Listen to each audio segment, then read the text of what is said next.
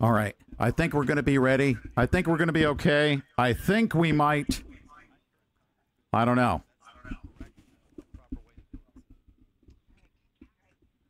Whatever we have, we have. Could I get a sound check from you? You can get a sound check from me. I do. I have a sound check. Are you happy? Am I happy? Okay. TV, wrong line. Wrong line. There we go. Hey, guess what, you guys? Oh, my goodness. Okay. All right. So here we go. I thought I had everything perfect, and then I lost my extension cord for my headphones. So. Oh, dang. Yeah, dang we are it. streaming live right now, and guess what? We are going to go with what we got right now. This is actually the first broadcast after our discombobulation thing. Okay? So, stand by. Here we come. We just wanted to let you know we'll be right with you momentarily. Just give us just a couple seconds.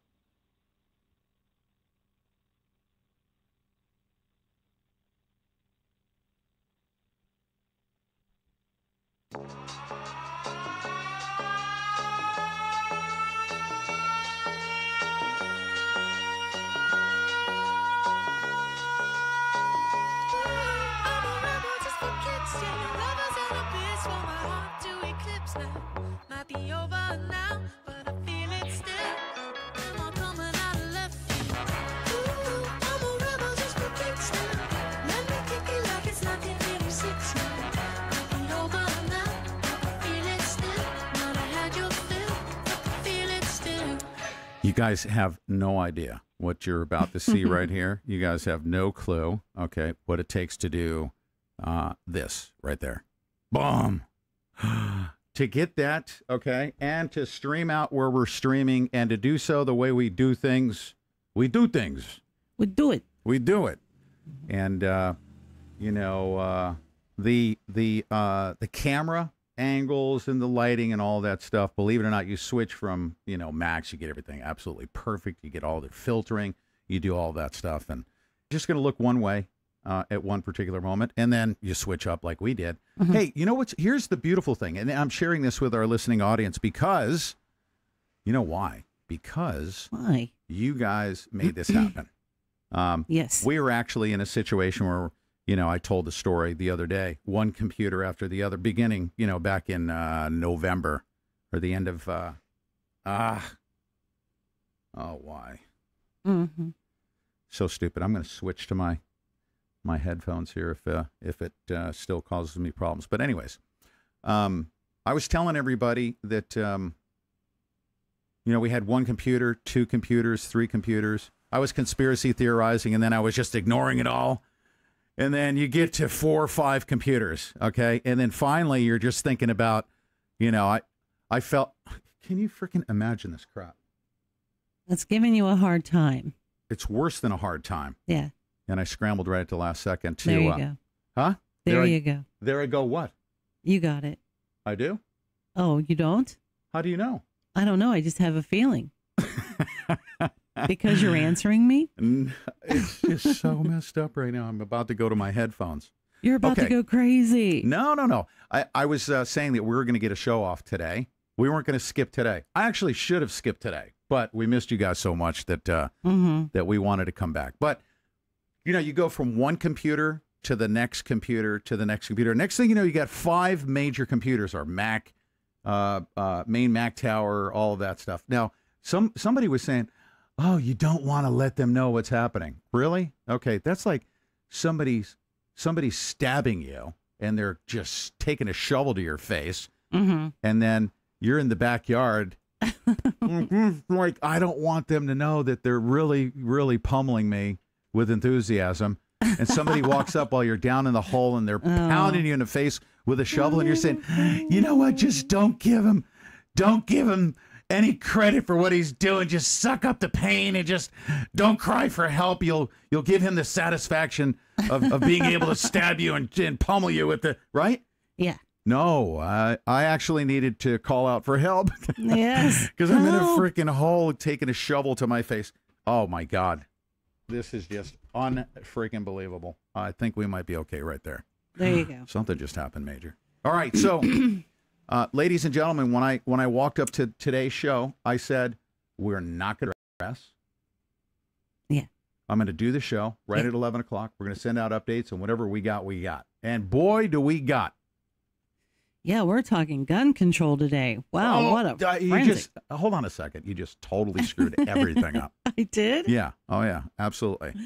I forgot to tell you and our entire listening audience that if you say gun, boom, you get shut down. If you want to talk about gun control, anti-whatever, like if you start saying these words, you can't even, if you type it like someone did, and I can't even mention his name, because if I mention his name, YouTube will say, that's a community services violation. You are hereby banned by the community and lock our channel out. And if you think I'm exaggerating, Mr. Bobby Powell actually typed what he was going to be talking about, set up his stream, and he got shut down for a community, what do you call it? The communist regime, the violation of whatever it is. Of community policy or whatever. I don't even want to call it what they do because I don't do the little community thing. We're a group of like-minded e-militia individuals.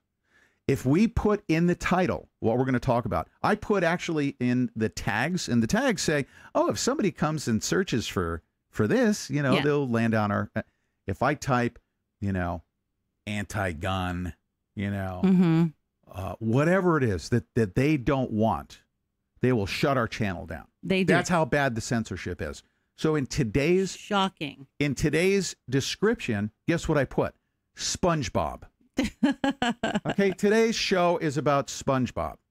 And what that might get you shut down with the copyright. No. Well, I'm going to tell you what this means, okay? What SpongeBob means, okay, when I talk about SpongeBob, that means, remember that other word that I used to use that began with an L? And I said I'm not going to use that word anymore. Yes. If you're in the chat room, go ahead and say what that word is, okay? I'm not even going to say that word, because if I do, they'll shut me down. They'll isolate me. Yeah. And if you guys think I'm joking, I am not joking, because what I'm about to share with you, what came to me from Bobby Powell, okay? It was jaw-dropping. Well, we need to say good morning.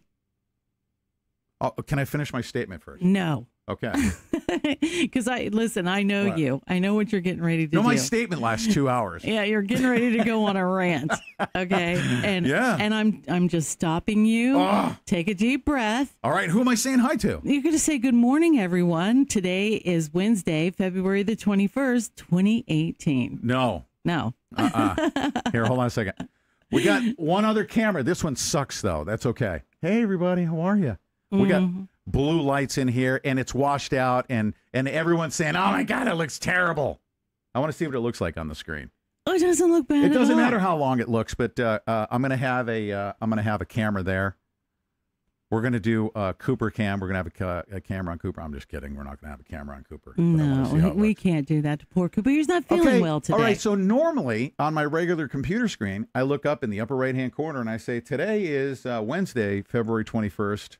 Of what year is this? 2018? No, I'm just kidding. Right. The year of our Lord, 2018. The year of our Lord, and Billy Graham died today. He did. That's sad. It is very, very sad. He is a man of God. Well, he's a man of God. He really is. He's lived a great life. We have had some experiences with the Graham family in the Patriot community.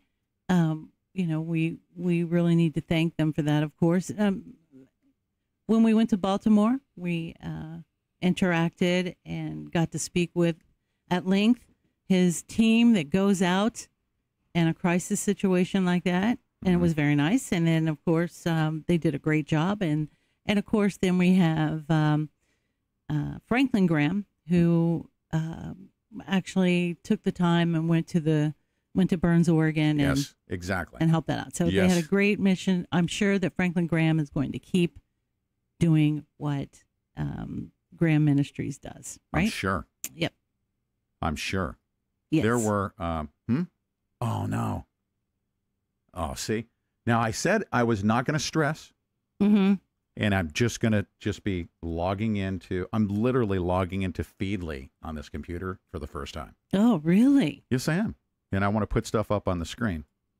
Yeah, very interesting. What's very interesting? That's not interesting. Your face is interesting right now. Your life is interesting. I said, okay, when I fired up the show, when we were off the air, what did I say?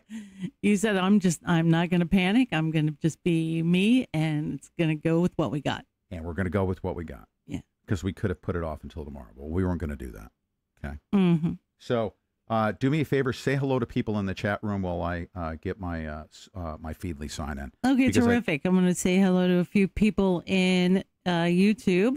And Southern Pride is in there. Renee, Susan Shalise, I think is how we would pronounce that. Sarah Snyder. The first person, by the way, sorry to interrupt, the first person that drops a message in there like, oh, get right to it.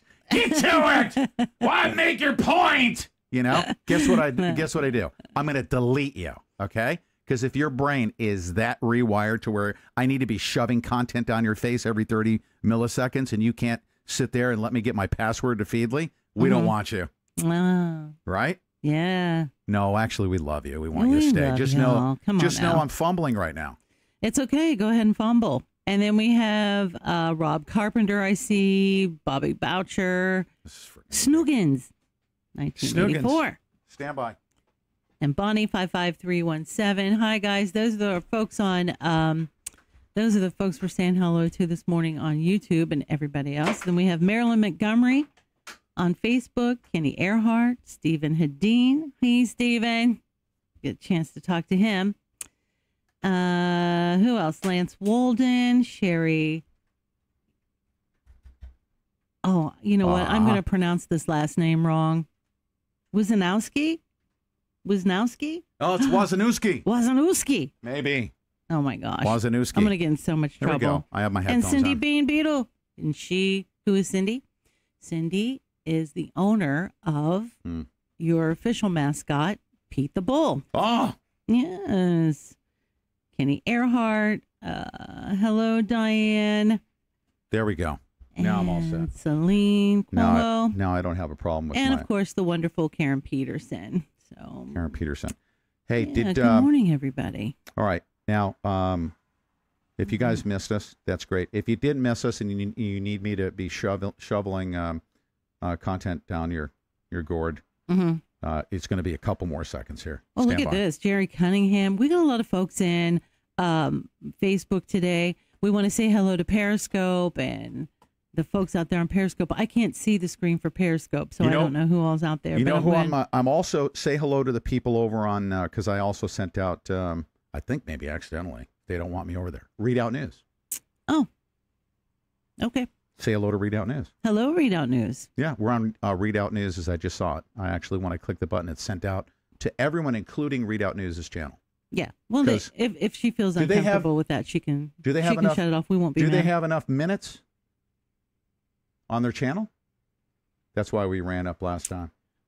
You know what? No, they don't. And so it's just bringing content to them. So okay, good. If Sherry, if you're listening and you need to go over there and you need to shut it down, then you can go right ahead and do that. It's actually we're streaming out on Periscope, Twitch, on our channel, and also because the last broadcast we did, just automatically happened. It automatically happened and sent out to Facebook.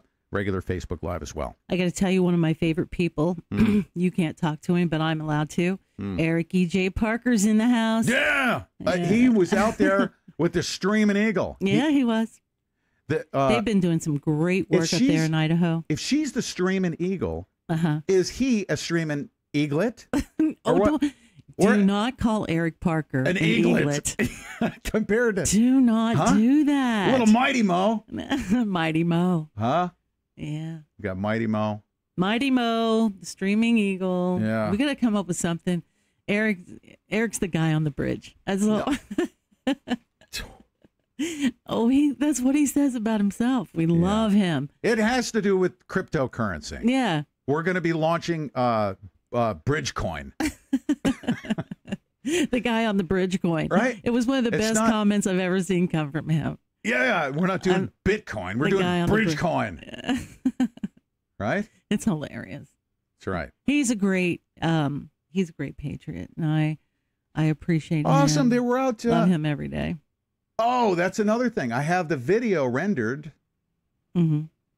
I do not have that video right now. I literally have it on this computer over on the G Drive server. Okay, because what we did. That's going to happen because I have a beautiful video. I literally have it rendered, ready to go. Yeah, what we did, and since everything's down, we had planned to do this the following day after they were with Preston Sharp, the Idaho 3%.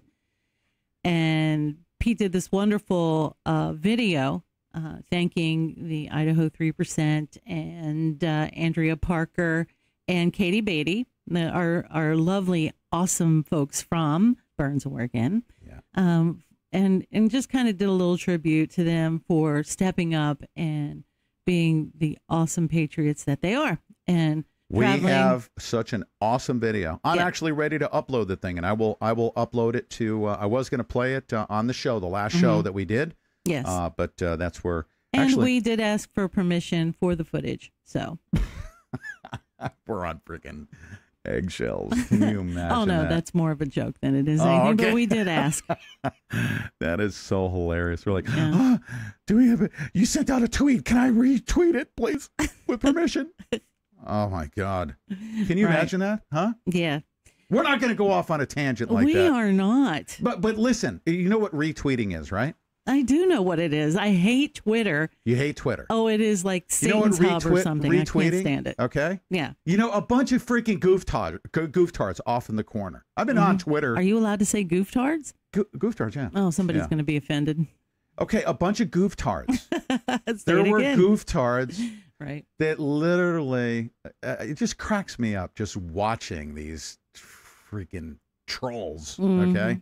Gooftards, you know who I'm talking about. I know exactly who you're talking about. They filed a complaint with Twitter because there was a message that was retweeted that had a video on it. And I'm like, you got to be kidding me. Can you imagine if everyone has to request permission to send a retweet? You know how many billions of freaking retweets are sent? Huh? Right. Yeah, I know. It's mine. It's my intellectual blah, blah, blah. Yeah. Right? Yeah. I'm going to have a freaking video burning ceremony right after the show. Right? Yeah, baby. Yeah, baby.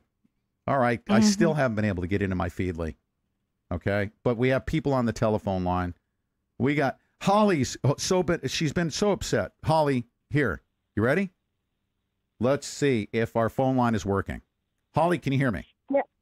Yes. You hear me? That is so awesome, Holly. We missed you. And by the way, somehow you got my telephone number, which is awesome because we love you. And then you sent in the midst of like 873 million messages that came to my phone. You sent me like a 3-page whatever it was, and I didn't get a chance to read the full thing. You got to be careful. Oh, that's okay. I was just testing it out. You called me one time, and I just looked for it. But anyway, I won't do that. Sorry. No. I'm not it. saying you don't have to do that. I just wanted to make sure that you weren't expecting me to answer the message because I didn't get a chance to read the full thing. Yeah. No, I never expect anybody to answer my messages. Although I am waiting for an answer from the city here where I am. No, that's awesome. I will get a chance to read it because you sent me some pictures of I saw the pictures of a beautiful campfire, right? Did you have a campfire going? Mm-hmm. No, it's actually where I'm working. It's where I am right now. Actually, the cell phone is tied to a tree so I can listen while I work. I'm picking up old flash and I'm turning it into That's what I'm fire. talking about. Listen Really to nice that. That's why I felt bad. I just wanted to make sure you didn't call me and say, "Hey, did you get my message?" and read it because I've been so slammed here the past couple days, literally. So working basically, around. No, I'm not. No, you're cool. Yeah, so get back to work and I'll get back to work. So I'm just listening. So I don't basically, to do, well, whatever, Cindy, I mean, Holly. Basically, what he was doing was this: he answers the phone, he knows you're on there, and he didn't want you to have any kind of expectations that he had read what you sent him. He's just he's covering his own ass, is what it's called. Yeah. Okay. Well, yeah, that's cool. But I'm staying warm by the fire, and it's really cold out here. So I'm going to get back to work and keep throwing logs on the fire here. All right, but darling. not flaming things up on the internet, just right here at the work site. Oh, Hammond's Ranch here. That's where I'm doing it, where we found that horseshoe. Oh, terrific. Yeah. The original Hammond Ranch. Whitelist On this site. site. Yes. Thank you. Yeah. All right, darling. We love you. Thanks, Holly. Okay. All right, So, take care. okay. All right. So there you go. I literally still have not There logged she into my goes. Feedly. Login successful. There we go. Oh, man. Boom. You ready? Come on, Feedly. Mm-hmm. Get started for free. Would you like to log in? I already logged in, you goof. Oh, my goodness. And there we are. Boom. Touchdown Bam. the first time. I said I wasn't going to stress out. All right. All right. I'm not stressing out. All right. Now let me begin. You ready? I want to begin. What? Yeah, I'm ready. I'm going to ask Bobby Powell, because I know you're listening right now. Mm-hmm. Okay. I'm going to ask Bobby Powell to call in. I need to give everyone my perspective on what's happening here. Right. Now, I know that he may not be listening because he was up all night battling. No, he's buzzing around. I saw his name pop up somewhere. Oh, good. Okay, that's fantastic. Yep. I'm surprised. Man, he is a Marine, isn't he? Oh, yeah. Heck yeah. We take naps in between shows. Mm-hmm. All right. Here's another thing, is that I am intentionally evading certain words because I'm going to have to get this out because they literally take our words, they stream them. As I relay this information, if you guys think, get to it, hurry up, spew the stuff, tell us what's going on. Soon as I start talking about it, I could literally be shut down. Mm-hmm. As soon as I start talking about it. Yeah. I put important news coverage in the title. You aren't gonna believe this. And if they shut me down for that, I mean, we're all in big trouble. We're all in trouble. We're all in big trouble. Yeah, we're in trouble anyway. So. Huh? We're in trouble anyway. We stay in trouble. You stay in trouble. You're a troublemaker, from what I understand. Okay. Yes. I'm going to give you my...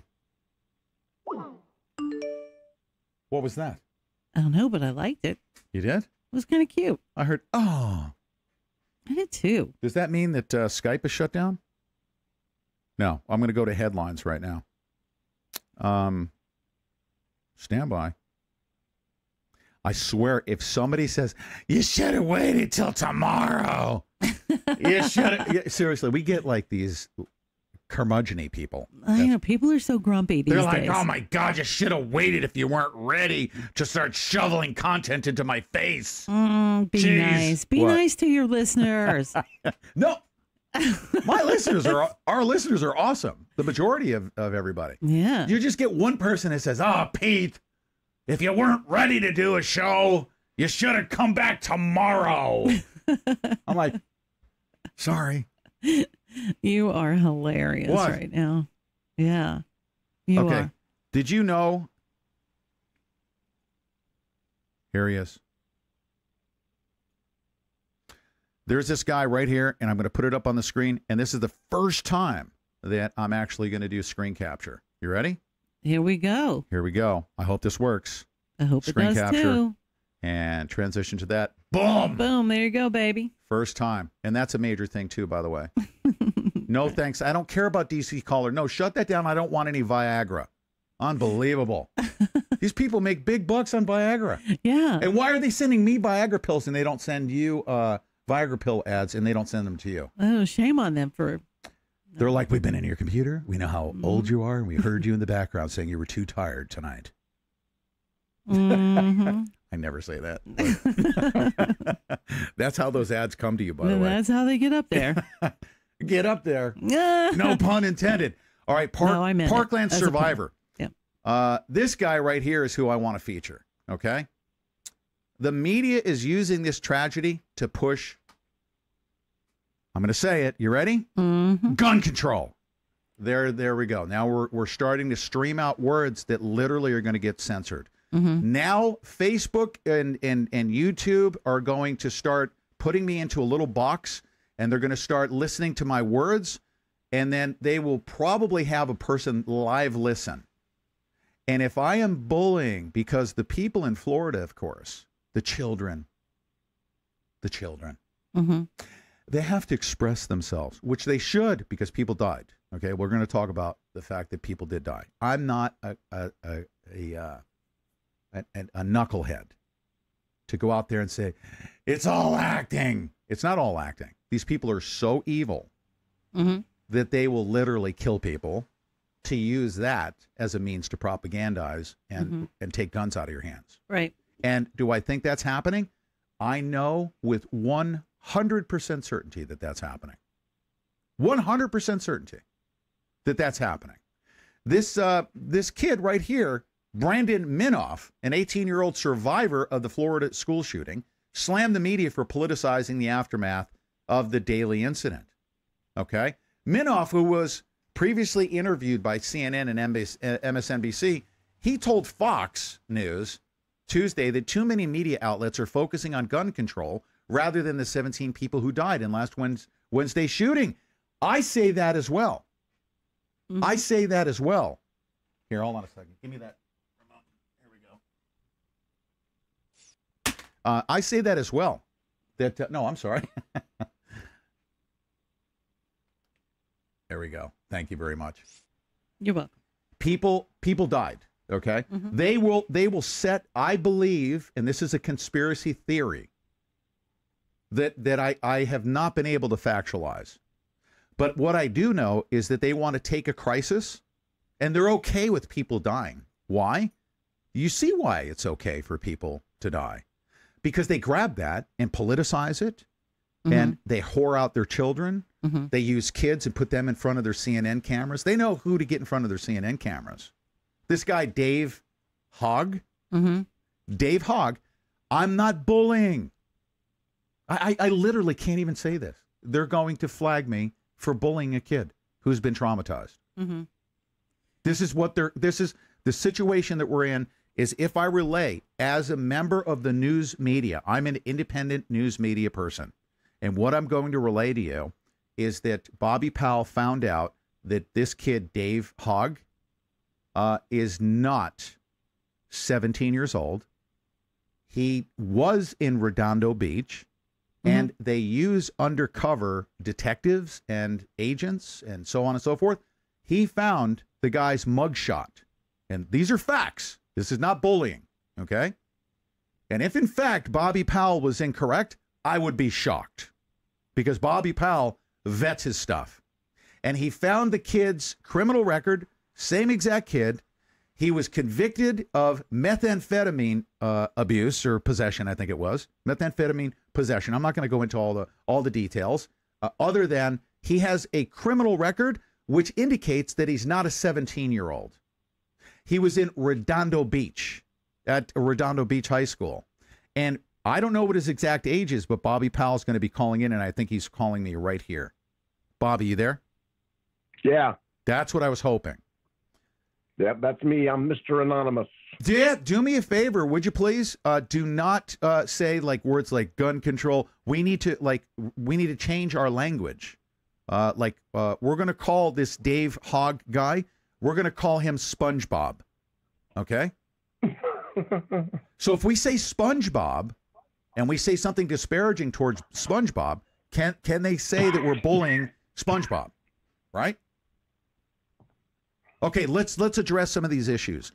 Bobby, tell our listening audience what you found yesterday. Now, before you open your mouth and start mentioning specifics, everyone needs to know right now what Bobby is about to relay to you has been vetted, okay? He has brought up a lot of questions as to what's going on. We have seen a propagandization by the media. We've seen CNN put people forward with a very scripted presentation that's intended to get the guns out of the hands of the American people. We are concerned about this propagandization. Now let's reverse engineer that, and let's go to Bobby Powell to find out who this front face of the gun grabbing agenda, this Dave Hogg. When you found out about Dave Hogg, tell everyone what you discovered. Okay. Well, I can't take credit for it, Pete. The information came to me from a private investigator by the name of Greg Kellerman. He runs Kellerman Investigations out of Missouri. And he sent me this link to this boy's, well, he's not a boy, but he sent me the link to his criminal record, and I looked it up. And doggone it, if he wasn't the same kid, okay? Now, there's some discrepancy as to what his true age is. When he got arrested, he may have lied. He probably did. Okay, these guys are liars from Jump Street. But the fact is that his booking photo and the and his photos name that we see of him now on the internet are identical. This kid has, I keep on calling him a kid. This person has a broken nose. It's a uniquely broken nose that diverts to the right of his face. And his nostrils are identical. His chin is identical. His ears are identical. This is the same person. No doubt, absolutely not in my mind. Now I'm able to put it on the screen right here, okay? It's on the screen right now, and everyone can look for themselves, okay? This kid is the same name as the kid that's out there in Florida. Where was this arrest from the arrest record? Where was that arrest? It was in Anderson City, South Carolina. Okay, in Anderson City. So he's been, now we have Anderson City, South Carolina. We have Redondo Beach, California, correct? Right. Dave Hogg, Redondo Beach, California. And now we have this Parkland, Florida. And Deb's looking with the front, which is fine. Is this the first time that you're seeing it? Or did you see it last night? I saw it last night, yes. You saw it last night. Extreme similarities in the nose, okay? And take a look at the ears, okay? No, I wouldn't even say extreme similarities. It's identical. Yeah. Identical. Every bump, every contour of that nose is the same. I mean, and you take a look at the person on the left side of your screen, and you realize that on the person on the right side of the screen, well, he was a meth head, okay? He got arrested for possession of meth. Right. Okay, buff him up, put him in the California sun for a little while, give him a tan, and that's what you've got as the guy on the left now. Yeah. But you can't change the nose. You can't change the ear or the You cannot chin. change the ears. If you look at the ears are almost like, if you do a side-by-side comparison like we did with Tsarnaev, Deb, during the Boston Marathon bombing, when he was on the slab, the ears are almost like a fingerprint. It's, like when they do facial recognition, I think they also scan scan the ears as well if you're turned to the side. But it's almost like a fingerprint. His ears are almost identical. Okay. If you just don't look at their faces and just look at the ears and the way they come out as well, not just the ear structure. But it just so happens that both of these individuals we're looking at are both named what? David Hogg. David Hogg. That's right. So former meth head. It's either the same person, and this is one great big huge coincidence, or the Hogg family is coming out of the shallowest end of the gene pool. Yeah. I'm sorry, guys. I've got a terrible case. No. We understand. I dragged myself out of my deathbed last night to put that up. And here's the thing. I was going to live stream it on YouTube, the information that I had uncovered thanks to Kellerman Investigations. Yeah. And I didn't even start a live stream. I typed the headline. That's all I did, because you know how this is a process. Okay, you put your headline and the video description in well ahead of your broadcast, right? Right. What is the headline, by the way? What was the headline you put out? Let me get to it. Well, if you know off the top of your head, because I'm going to make sure that I never use. As a matter of fact, you're going to be saying these words on my channel. They convert it to text, and they're going to shut this down. And they're going to filter. They're going to say that we're bullying this kid. They're going to say, "Oh, you conspiracy theorists!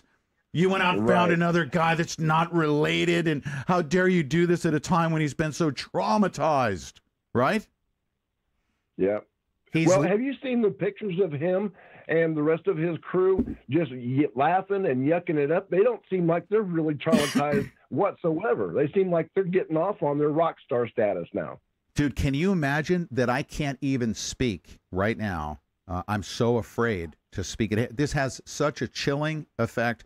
You know what I want to do? I want us YouTubers, us Facebook Live people, us Periscope people, I want us all to align, and let's file a class action lawsuit against all of these companies, because I cannot speak in a certain way to call this kid and express my opinion about what I believe this kid is. Remember, I referred to him as a prostitute of the gun-grabbing agenda, okay? By doing that, that's threatening, intimidating, bullying, and it gets me shut down. Now, we know that they use that as a means to censor. They don't want this truth to get out to people.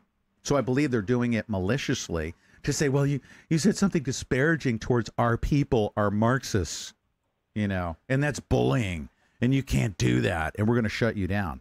We're news people, are we not? Are we independent news media people? Well, yeah.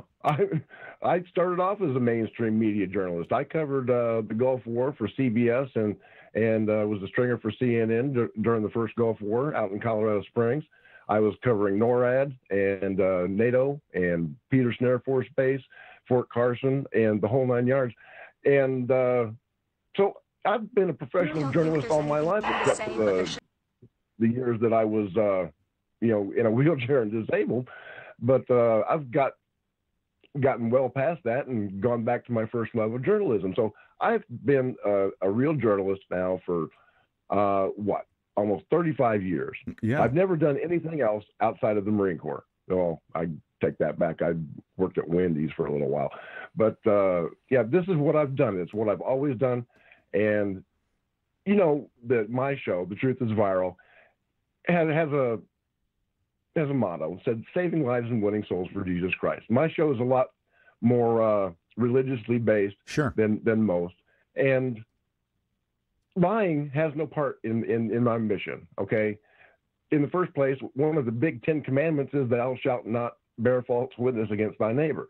Revelation 21:8 says that all liars have a place reserved for them in the pits of hell. So I'm not going to lie. When you hear something come out of my mouth, you had better believe that I'm sure that it's true. Mm-hmm.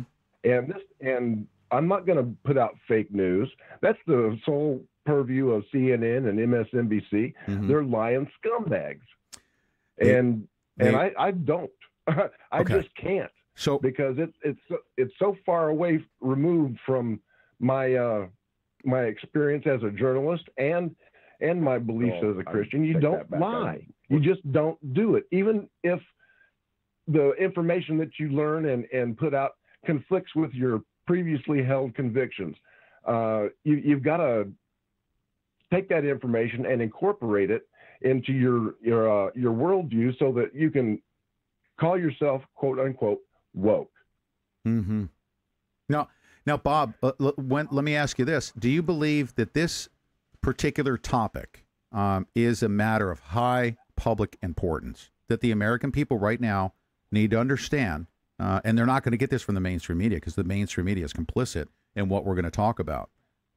This is a highly sophisticated propaganda campaign, and we can't even call it a government propaganda campaign. I mean, who's behind? We can only conspiracy theorize, of course, but we know, based on the evidence that we see, that they are literally politicizing and propagandizing for the purposes of this Marxist gun-grabbing agenda in violation of our constitutional rights to keep and bear arms. Who do you believe is behind it? Well, who do I believe is behind it? Well, ultimately, the devil himself. But if you want to speak on secular terms, then people like George Soros, Marxists like Hillary Clinton and Barack Obama, and basically, let's say Putin, because these people want America to fail, okay? And they cannot take over a country where the people are armed. So they need to take over. They need to take our guns so that they can bring the UN troops in here and basically take over the country. And they can't do that in a country where 100 million people have arms, have 300 million guns, and trillions of rounds of ammunition in order to defend themselves. So they've got to take our guns. There's no other way that they would be able to destroy our country. This is a good point. Let me inform our listening audience that I am also an advocate for all of the truth that is put out by RT.com. And, Pravda puts out stuff. There's this online English version. It's called Pravda. There's a lot of truth that they put out, and they weaponize truth. They deliver that to the American people by bypassing the government censorers and the corporate censorers here in the United States of America. But one thing I'm seeing from RT.com is that they are actually complicit in this propaganda campaign to disarm the American people. Why?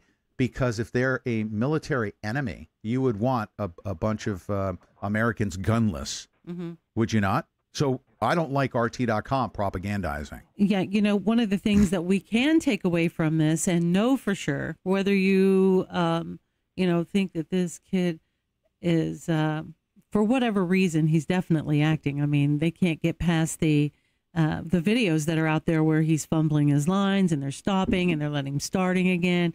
But anyway, this propaganda machine that has gone into effect to affect everybody needs to take big pay attention to what's happening here, because I am telling you guys, it started rolling out the second these kids got out on the sidewalk. No. They were ready. No, they were doing it while the shooting was going on. Now, I don't want to hear. Well, before they brought him out of the building, I think. No, listen to this. I'm going to play this. It was on InfoWars this morning. Alex Jones's team put this up. Now, this is a video. Right. I forgot about this. This is a video. I'm going to share this with our listening audience. They were literally preparing propaganda material during the shooting in a closet by this Dave Hogg guy. Listen to him interviewing this girl in the closet while the shooting was going on. Here it is. Listen to this and watch the subtitles. I don't think there's anything new to say, but there shouldn't have to be, because if you looked around this closet and saw everyone just hiding together, you would know that this shouldn't be happening anymore, and that it doesn't deserve to happen to anyone, and that no amount of money should make it more easily accessible to get guns. Now, I'm going to stop right now. I can't, as a radio talk show host who uses, I express my opinion, I say things humorously. I can't even do that towards this girl right here, because we will be shut down for bullying. I cannot say what I think she's doing. I can't do that. It's disparaging to her. She's been traumatized by this thing. She's expressing herself. I cannot express myself because there's a massive media propaganda industrial complex. Okay, it is a communist regime that will stifle my freedoms of speech. I can't express myself. I don't believe that she's sincere. I believe that this is scripted and staged. Let's continue on. Listen to this. To get the gun, and that's it. And you can see that she says, I was a former NRA member. I was really seriously thinking about hunting until this very moment when he starts firing bullets. Oh, yeah, and I'm going to tear up my... Now, listen to this. I personally have rallied for, gun rights and less control, not necessarily less control, but this experience has definitely changed my viewpoints. I wanted to be a junior NRA member. I wanted to learn how to hunt. I was always fascinated by guns as a young girl, but this experience was so traumatizing to the point where now I can't even fathom the idea of a gun in my house. I did have plans for my 18th birthday to go to Nexus gun range and learn how to shoot, but at this point, I don't even want to be behind a gun. I don't want to be the person behind a bullet, because I don't want to be the person to point a bullet at someone. And to have... This is on ABC News, ladies and gentlemen. Unbelievable. Scripted, subtitled. Right. We're talking about an extremely articulate Marxist gun-grabbing agenda being pumped through. And okay, there I go. I'm bullying. Pumped through our children. Pumped through our children. This person, I have no choice but to say that this right here, this presentation is being scripted. Is she traumatized by people dying? Absolutely, sure, she's traumatized by it. Everyone is traumatized. People died, and that's the secondary part of the problem. Okay, in order for them to set the agenda, the gun-grabbing agenda, they have to have real deaths, because we started figuring out things like Sandy Hook. We saw how staged it was. Crisis actors, all that crap. And they said, oh, we're not going to be able to get away with that anymore. How about if we just really kill a bunch of people? Send a bunch of black ops guys out there. Or let's send this mind control. I say black ops.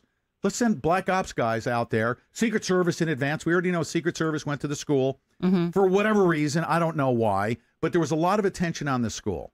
Next thing you know, this guy's on psychotropic drugs. He's under freaking mind control. And everybody in his family works for the Department of Defense. It's all a big question mark. But guess what? If we have a bunch of kids die, what better opportunity to use than that kid under mind control and him shooting up the whole freaking place? We'll be able to disarm the population 60 days after that event. What the heck is the 17 people that died? That's nothing. We'll be able to save millions of people. Bobby, we can save millions if we have the steering wheel of the Marxist fun car. I don't think so.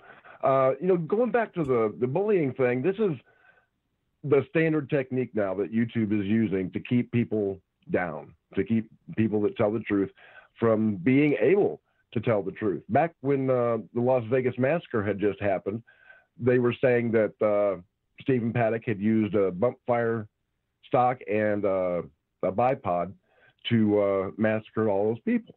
And that immediately threw up a red flag for me because I'm pretty familiar with guns. So I took a bump stock out to the range with a friend of mine, and we tested that theory. Can a bump stock be used in conjunction with a bipod to deliver a deadly rain of fire down on an unsuspecting crowd? And they cannot. The physics of the two devices cancel each other out. The a bipod is meant to stabilize the rifle, and a bump stock depends on the recoil in order to operate properly. So you cannot use the two at the same time. I didn't mention anybody's name. I didn't mention a group of people. Mm-hmm. I wasn't talking about anybody whatsoever. Right. I conducted a scientific experiment that proved that the official narrative coming out of Las Vegas was a lie. And I got hit with a harassment and bullying strike, which took away my ability to live stream for 3 months.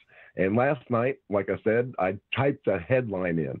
I didn't even go live on Facebook because I had seen that everybody else's videos were being taken down, and I didn't want to chance it. Crazy. So all I did was type the headline, and within an hour, I had gotten my strike, and now I can't broadcast live on Facebook. Or not Facebook, but YouTube. You cannot for how long? For 3 months. Are you for one strike? For one strike. For bullying. Bobby. Bobby. I got to tell you guys, our big channel. I didn't know this. I'm just finding out this out right now. Well, our big channel that we live streamed out of Burns, Oregon on, and 6 years building, it was taken down for exactly the same reason. Exactly the same reason. And we're having a really hard time getting it back. We're trying. We're doing everything that we can.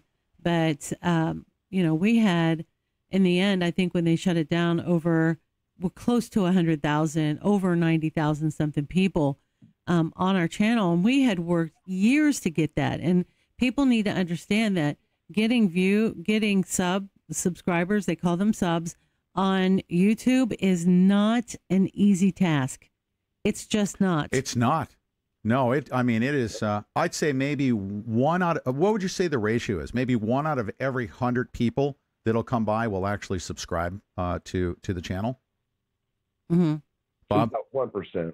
Yeah. 1%. That's been my experience. Yeah. And I'm looking at some of the comments on your YouTube stream, and people are saying that we ought to move on from this, that it's not real. Well, it is real. I'm telling you, folks, you don't think that the deep state would kill a bunch of children in order to advance their agenda? You're fooling yourself. That's the next step. Right. You haven't seen the Northwoods documents, where that was during the Cuban Missile Crisis, where somebody in our government actually came up with a 9/11 type plan to blow airliners out of the sky and blame it on Cuba. Okay. Now obviously it never happened, but for somebody to think up such an evil plan in the first place, to put it on paper as a member of the Department of Defense, evil people are out there. Yeah. Now, Bob, I really, and I don't want to belabor, I need to as clearly and concisely convey this. And I don't want to offend the people that, for instance, the people that are post-traumatized, okay? It's literally almost a PTSD. Having discovered the truth about what they did, setting the stage for what we have now. Now I believe we have a very real scenario where they're killing people because they can't get away with the crisis acting anymore. But this is what they've done towards the people that found out about the crisis acting. is they've literally contained them off in the corner, and they call them conspiracy theorists. They marginalize them, and they call it just crazy crap. Alex Jones. Did you hear the thing with Laura Loomer? We're going to get to the Laura Loomer thing. There was a congressman that walked up to Laura Loomer, who was reporting for Infowars.com. Walked up to the congressman, and he said, you are blah, blah, blah, blah. You and Alex Jones and Sandy Hook, and how dare you. And this is a congressman talking to a legitimate journalist that is broadcasting out to more people than that guy's going to speak to that particular day. But guess what?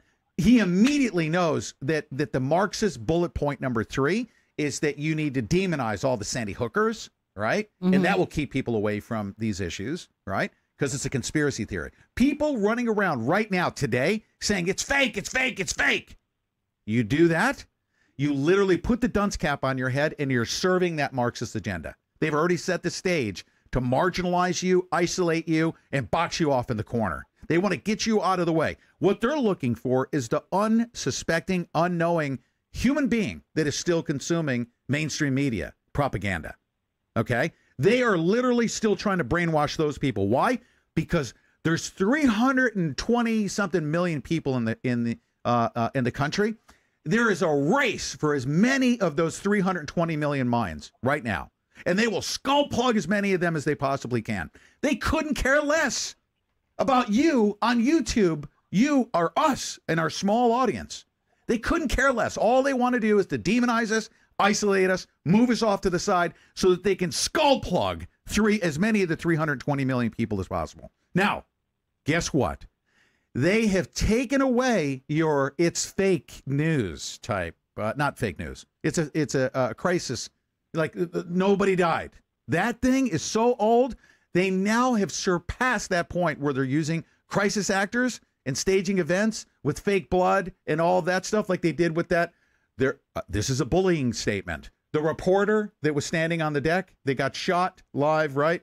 She was a known crisis actor. That's what we got taken down for. We got taken down for that. We called her a crisis actor, and in fact, she was. It was a newsworthy item. Her and her cameraman worked for the Department of Defense as crisis actors. We brought that out and got nailed for bullying. Now they've entered a new phase. They can't get away with that anymore. We're too smart. A large group of us are. Too many people were finding out. Millions of people were seeing that video, okay, where we saw the anomalies and we called it out. Now they have to go and kill children. All they have to do is just kill 17 of them through this little concocted, pre-scripted scenario that if only 17 people die, they could literally save millions and millions of people by taking the guns out of the hands of those 320 million. They're going to say, this is their logic. They're thinking that they can do that. If we can expend 17 babies, because they're babies, they're not even out of high school yet. They're not adults. They're our children. Okay. Right. 14, 7. It's horrifying. They die. The parents are truly, because if they can get the parents in a real life scenario to where they lost their child, then they can use that when they come to the camera. That just real emotion. They can exploit the crap out of that. Now, if anybody can tell me right now, if anyone can certify, and let's look at the facts. Bobby, can you certify right now that the media has not been exploiting the deaths of those 17 people, those 17 children? No, they've been exploiting the hell out of them. They have, and that's disgusting. Yeah, they see the kids as a force multiplier. Okay, they've got the liberal talking points. Plus, they're good looking, they're articulate, and who wouldn't want to protect these kids? I mean, anybody would want to protect these kids, and it does tug at your heartstrings. But let me tell you something. Okay, if they take away the guns, I mean, well, for the last year they've been calling Trump Hitler, and now they want to allow Hitler to take away their only means of protection for themselves. I mean, that's a I saw that meme, by the way. It's utterly ridiculous. Yeah. Let me play the remaining balance of this video here, and then we're going to continue on with this thought of what they're doing. Listen to her voice, okay? Now, she might She might be doing this unknowingly. Maybe she's, let's say those crisis actors that we know exist. We've got these pretty people that it's all pre-staged stuff. I think it's more nefarious than that. But maybe we don't have any facts to support that, though. I'm being reserved in making my assertions that we can only present the facts, right? But I agree with you. There's something going on here that everybody needs to pay attention to. I suspect there's something going on. We don't have the answers, but I'll tell you what, it is not illegal in the United States of America as of yet to start asking questions. It's not illegal yet. Right. We just get censored. We're not allowed to ask those questions in front of you. As an independent media outlet, when we get shut down, it's because they don't want you to hear the questions that we're asking. They don't want you to hear Bobby Powell's questions. The bullet pointed at me, my school, my classmates, my teachers, my mentors. It's definitely eye-opening to the fact that we need more gun control in our country because... Okay, but whatever happened to the traumatization of the children? Anyways, let me play through this thing. I can't even get through it. For this to happen and for people to be so neutralized to it. I even texted my sisters, shooting at my school, I am safe. They both responded with, OMG, LOL, you're funny. Now that's a problem in society, and it's a bigger problem in America, and it needs to be fixed. And I believe the most definite way to fix it is by changing our laws when it comes to gun ownership. This is not appropriate. This is not. It doesn't compute with me that my children and your children, I think, and your children, Bobby, our children don't respond to things politically in a closet while a major shooting's going on. It just doesn't compute with me, Bob. No, me either. It's disingenuous, to say the least. I mean, undoubtedly the kids were traumatized, but then they get on CNN and MSNBC, and you see the pictures of them laughing and smiling and cracking up. So you got to wonder exactly how traumatized are they? Okay. I mean, I remember when my daughter died just a few years ago. I wasn't smiling. I wasn't cracking up. I wasn't laughing for months. Okay, and here just 2 days after this horrific mass shooting, these kids are yucking it up and enjoying their newfound star power. I don't buy it one little bit, especially from this SpongeBob character. Okay, I saw a video. He's an adult. He's an adult. He should, if he would, Cynthia Delk put in the comments on YouTube about that yearbook picture that what's that? Laguna Beach Antifa had put out there, and they say that he was a student out at Redondo Beach. Well, this guy, whoever he is, Mr. SpongeBob, could have been put in that school by the deep state for whatever reason. Okay, but he's definitely not a teenager. He's definitely not the. Okay, what do you, based on the investigator, the private investigator that you got this information from, based on what you've been able to see, what would you estimate his age to be, or what question do we have about his age? What do you estimate it to be? Well, that's a tricky question because, people can look younger or older. Tracy Lords, one of the most famous porn stars in history, started when she was 15 years old. Oh, wow. So, age is kind of a tricky thing. Only you and I would know that. When you've got police reports backing it up, when you've got police reports backing it up, well, that's a different matter. So, I'm pretty sure that the South Carolina Police Department knew what they were talking about when they said how old he was. And, I'm going to take their word for it over CNN or MSNBC's. Okay, now let's present the facts. This is not bullying. As a matter of fact, this is if in fact these okay, let's say every single person we've seen on TV, okay, has expressed from the trauma of the event. They've expressed true grief. It's very, very real emotion. They should not be attacked. As a matter of fact, what I want to do is I want to ask questions that would make it even more horrifying that this event was literally scripted and staged and exploited for propaganda purposes, for the purposes of taking guns out of there, that the deaths of those 17 babies, that All of the emotion that's associated with those deaths is raw. It's real. People are dying. This entire thing is staged for the purposes of, as they think, this is their ideology, they think they're going to save millions of lives by taking guns out of the hands of the American people. How much more traumatized do you believe that all of those kids will be when they realize that people within their government and people behind the scenes outside of the, our regular front face government, in the secret shadow government, are staging events like this, expending their beautiful friends, the people they love? I think when you look at it, it's, and this is only my point of view, but, the kids of today, and not only the kids, but us too, we've been so desensitized to this. It's just like, to this happening, it's like, oh, well, another shooting. But let me tell you guys something.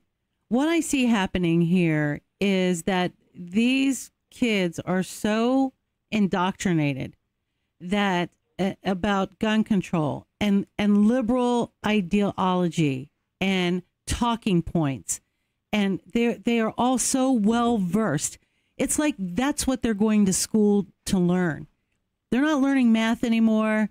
They're not learning English and science. These kids are going to school to learn how to react in the right way. They're being trained. You cannot tell me. Robotized. Yes, Yeah. they're robots. Yeah. You cannot tell me that this kid, especially the one that's coming out to be the front runner, and how quickly they're organizing. Can you imagine? And I'm telling you guys, these kids are in every single school, and they're going to be reactionary. Regardless of what you think, whether you think that this kid is a crisis actor or whatever you think that he is, doesn't really matter. It's what he's doing that really counts here. They organize so quickly that he's actually interviewing people in the closet where they were hiding. What does that tell you? The minute he hit the ground outside, he purposefully sought out a camera to get in front of, to push the agenda. He had enough wherewithal about him, regardless of what he had just been through, to stay focused, to not panic, and to articulate that agenda, that message. Yeah. And they're in every school now. Yeah. The right better wake up, and they better wake up fast, because the left has upped their game. Okay. We've been telling people about this. I know since you and I have been doing this for 6 years, we've been telling people it's starting in your school system. It's starting when your kids are put in kindergarten. They are starting to indoctrinate them, and people better wake up. Not only indoctrinate, but I want to advise our listening audience. And Bobby, you can chime in right here, okay? Because I know that I'm going to flick some switches, and you're gonna want to weigh in on this. Dianne Feinstein. Dianne Feinstein introduced a bill. She's a Marxist, filthy puke. That's said in a very bullying way, because she's much more powerful than I am. The only thing I can do is nip at her heels, okay? Dianne Feinstein. So I'm going to say that for the purposes of bullying a public person, that I believe she's an idiot by saying that she wants to increase the age of buying a firearm to 21 years of age. Because, Bobby, when I was 17 years old, I joined the United States Marine Corps. When I was 18 years old, I was learning how to take some of our nation's most powerful weaponry, okay, and delivering it to people around the world. I was learning how to install democracy, we'll call it, right? At 18 years old, 19 years old, 20 years old, 21. We're talking about some of our nation's most best kept secrets, okay, with a top secret security clearance, the weaponry that we had access to this is under the age of 21. And she's proposing, right, requiring 21-year-olds to buy weapons. So you two are Marines, right? Yeah. So tell me this: if they are going to if they're going to up the age to 21 before you can own a weapon, should they also up the age of 21 before you can join the military? Are they too young to go out and kill their political adversaries, right? Mm-hmm. At the age of 17 and 18 years of age? Bobby Powell, what say you? Well, let's say you, Bobby. Well, 16 when I joined the Marine Corps. You were 16? I was 16 years old. I pulled an Audie Murphy. I graduated from high school 2 years early. I was 15 when I graduated from high school. I went to community college for a year, and that just wasn't tripping my trigger.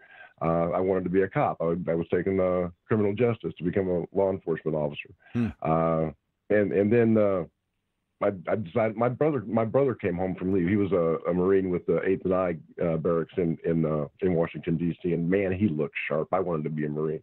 I wanted to go out there and kill communists. And so I joined the Marine Corps.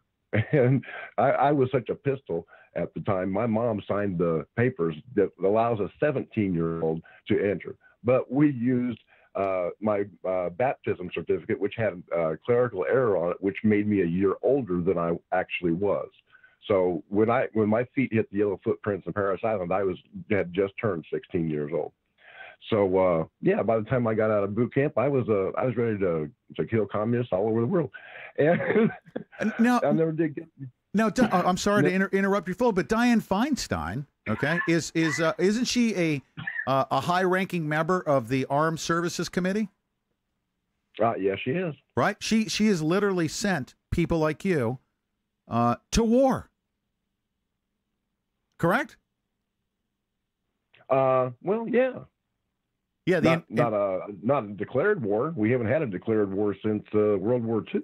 To war, as in to go kill people for the purposes of installing democracy, as she says, and right? Be killed. Kill and not be only killed. To kill, but to be killed. Yeah. So yeah, if you can go and serve your country to kill and be killed at 16, 17, 18 years of age, then you should be able to own a weapon to protect your own life at home. Hey. And this is a common thread that's run through communism ever since Lenin thought it up, okay, and Marx. Because in 1929 the Soviet Union established gun control, and from 1929 to 1953, about 20 million dissidents unable to defend themselves were rounded up and exterminated. By 1987, that figure had risen to 61,900,000.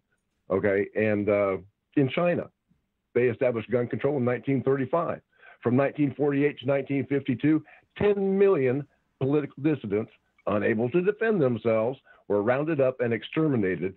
And by 1987, that total had come up to about 35 million. Mm-hmm. In Cambodia, they established gun control in 1956. Between 1975 and 1979, 2 million educated people, the lawyers and thinkers, college teachers, whoever had a brain, were rounded up and exterminated because they didn't have guns. And communism has killed more people than any other ideology on the face of the earth, and that includes fascism and the Nazi-type fascism. They make the fascist death toll look statistically insignificant by comparison. Are we not in the pre-stages of mass death brought on by Marxists? We're in the preliminary stages of that, and that's not overblowing it right now. They're attempting to do a mass mind control campaign to disarm as many of the 320 million people here in the United States of America. These are the preliminary stages of this mass killing of the American population, because that's what the intention is, correct? Oh yeah, yeah, and that's why they're dumbing us down with chemtrails and making us sick. Mm-hmm. They spray heavy metals like lithium into the atmosphere, and lithium, as you know, is a psychotropic drug. People take it for mood disorders. Speaking of drugs, but I want to tell you guys something. Lori Anderson just chimed in on Facebook. Oh, man. What's up, Lori? How are you? Here's what she said. She said murder is already banned. Guns were already banned in that school. Their gun-free zone was already in full effect, and people died. Teach the children the truth raise your children not to fear debate, but to welcome it and squash that with truth. I love, love, love that comment. And speaking of drugs, since Bobby brought that up, okay, it's not only in our air that we breathe and all the heavy metals, and we're just toxic. Or, it's in our foods. I mean, we're running around toxic already. But listen to this. I looked up, Bobby, and here's what I think the debate should be about, and you're not hearing this. And this is what I think the debate should be. I looked at the number of children and adolescents taking psychiatric drugs in the United States, okay? And it is off the rail. They don't have the date on here, but I'm assuming that this is pretty new, and it's on CCHR, International, the Mental Health Watchdog. Okay, so it says here that, and you guys can go there and look it up. It's again CCHR, International, the Mental Health Watchdog, and I'm just going to give you guys the overall amount of children that are on drugs. This is going to floor you guys, okay? From this is all psychiatric drugs. From the age of 0 to 5, we're talking babies, and probably even in utero, okay? 1,080,168 babies from the age of 0 to 5 are on a psychiatric drug. Wow. Can you believe that, Bob? Wow. Listen to this. 0 to 1, that's the overall number. Okay, well, that's all psychiatric drugs from 0 to 5. Yeah, well, so here's the break. Here's the break. Kids are being put on these drugs unnecessarily because you've got parents, right? They've got, if you've got an intact family, both mom and dad are off working all day, and the kids, kids are rambunctious. Okay, they sure. act up. And without proper discipline, they're going to turn into little monsters. Sure. Fortunately, none of my kids ever did that because I spent time with them. But today's children are being trained and taught by television and by the internet and by the rap music that they listen to that is misogynistic and calling women bitches and hoes, and the video games that they play like Grand Theft Auto, where you can go on a rampage and kill hookers and rob liquor stores and murder police officers, and you do it all for points. So yeah, it's desensitizing these kids. It is. And then when you add the antidepressant medication in with it, antidepressant medication which has side effects listed as homicidal ideation, suicidal ideation, then you're going to get a bunch of kids that are really screwed up. And let me tell you what I know about antidepressants. If you need them, if you are clinically depressed and you need to take an antidepressant, well, that'll level out your neurotransmitter levels and you'll be good. But if you are not clinically depressed, then they make those levels go way out of whack. And you do violent things, you kill people, you kill yourself. I mean, what kind of a drug, who would put their child on a drug that has a side effect of suicide? Listen, who would put their veterans on drugs that would cause suicides? Like we have all of our veterans. And we already have a problem. We already with have it. that. But go ahead. You said listen. So when we break this down, Bob, listen to these numbers. 0 to 1 years of age, 274,804. 2 to 3, 370,778. Age 4 to 5, 500,948. 6 to 12 years old. This is where it really jumps, you guys. This is the most unbelievable thing that I saw. From 4 to 5 years old, they have 500,948 babies on psychiatric medication. Ages 6 to 12 years old, it jumps to 4,130,340 kids from 6 to 12 are on some kind of psychiatric medication. And then the age of 13 to 17 are most formidable years, right? When we're starting to become adults, and high school students like we're watching every single day out there. And you got to wonder, after I tell you guys this number, how many of these kids that we're seeing in front of these cameras are on these drugs. 3,600,000 617,593 high school age students are on some kind of psychiatric medication, and the grand total for it all is 8,389,034 kids on psychiatric drugs in America. Crazy statistics. Now, our listening audience needs to know that this information they don't want us discussing with you. They don't want any central source, okay, such as our show, our affiliations with people like Bobby Powell and Sherry Devine. There's a whole host of, even sharing InfoWars stuff. They don't want us aligning to look at and question what's happening here and to relay that to you, the listener. They don't want that. Censorship to the highest order is going on right now. And guess what? They use that excuse. I'm going to repeat it again. They use the excuse that because we're attacking the kids and we're calling them crisis actors, it's not an attack on crisis actors. We just say that there's questions. Was this kid the same one that was convicted of methamphetamine's possession? That's a question, Bobby. That's not bullying. Yeah, it sure looks like the same person to me. And I have. Yes. I'm not a facial recognition expert, but doggone it, I've got two eyes, and I can see very clearly the shape of the nose on those two photographs is the same. Yeah. So now just because we have people, it's a question. And regarding the policy about bullying, if you went on his Facebook page, okay, and said you're a crisis actor, you're a liar, or if you called him and say you're a actor, you're a liar, that would be bullying. Okay. Mm-hmm. But chances are, these kids aren't ever going to see my show. They may see yours because you're like 1,000 times more popular than me. And one day when I grow up, I want to be just like Pete Santilli. Shut up. But but we're not going out and bullying people. We're asking questions, okay? And that's our job as journalists, to ask the hard questions that nobody else wants to ask. Mm-hmm. If we were to leave the news to mainstream media outlets like CNN or MSNBC, then we would have believed that Trump was a Russian collaborator, that he was a Russian spy.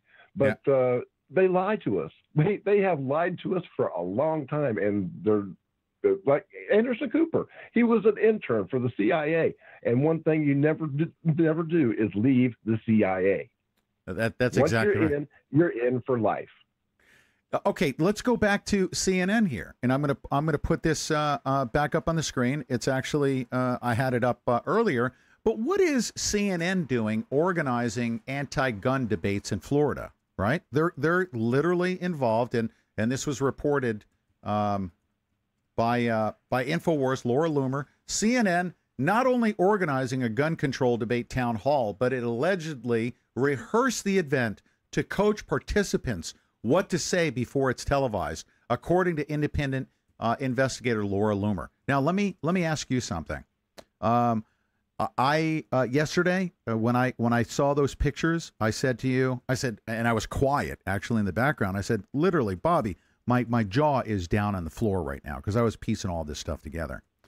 But I said I'm going to be broadcasting tomorrow morning. I think I told you this. Shoot, you called me at freaking 4 o'clock in the morning, didn't you? No, you called me. I butt dialed you. That's right. Yeah, at 4 o'clock. And you just happened to be awake. And I said, I'm going to go live. How much did I coach you about this conversation we're having? I think our conversation lasted about 30 seconds. 30 seconds. I said, I'm going to be talking about this topic, and I want you to come on, right? Yeah. Did I pre-script everything and tell you how to think and what to be and what to say in order to counter this anti-gun agenda? Did I? Pete Santilli, I love you like my own brother, but nobody tells me what to say. That's what I'm talking about. That's what I'm talking about. That's exactly right. And that's why that's why you're in the freaking wheelhouse. Right? That's why you're in the wheelhouse. That's why we love you. I'm told CNN, Laura Loomer says, is in the process of organizing a network-hosted town hall about gun control here in Broward County this week. Laura Loomer tweeted, When your network is a fake news propaganda machine, you get preferential treatment and advanced knowledge from lawmakers. All right, now let's shift gears. And for you Trumpians out there like me, okay, you're just going to have to gut it up here and take what I'm about to say. President Trump was sent to Washington, D.C., and purports to be constitutional. The right of the people to keep and bear arms shall not be infringed, and the survival of our republic depends on President Trump's ability to protect that Second Amendment and do so even during a crisis, okay? And to do so even during a crisis. I think President Trump right now is making a terrible mistake by making any compromise. And, you know, why are we waiting until a crisis comes? We already know the crises are going to come. Why don't they put together these think tanks to say, when the next crisis comes and the anti-gun people come out, how are we going to respond to that? Yeah, they need to be.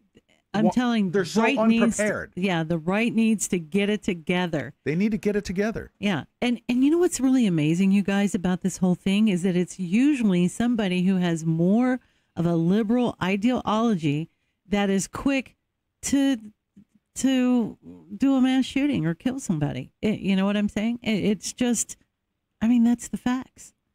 Those are the facts. Those are the facts, yeah. It sure would be nice if the FBI would follow up on some leads every now and then. Yeah, no kidding, right? They ignored at least two and possibly three. I'm reading now that there was a third time that they were informed about this Nicolas Cruz. Can we conspiracy theorize for a moment?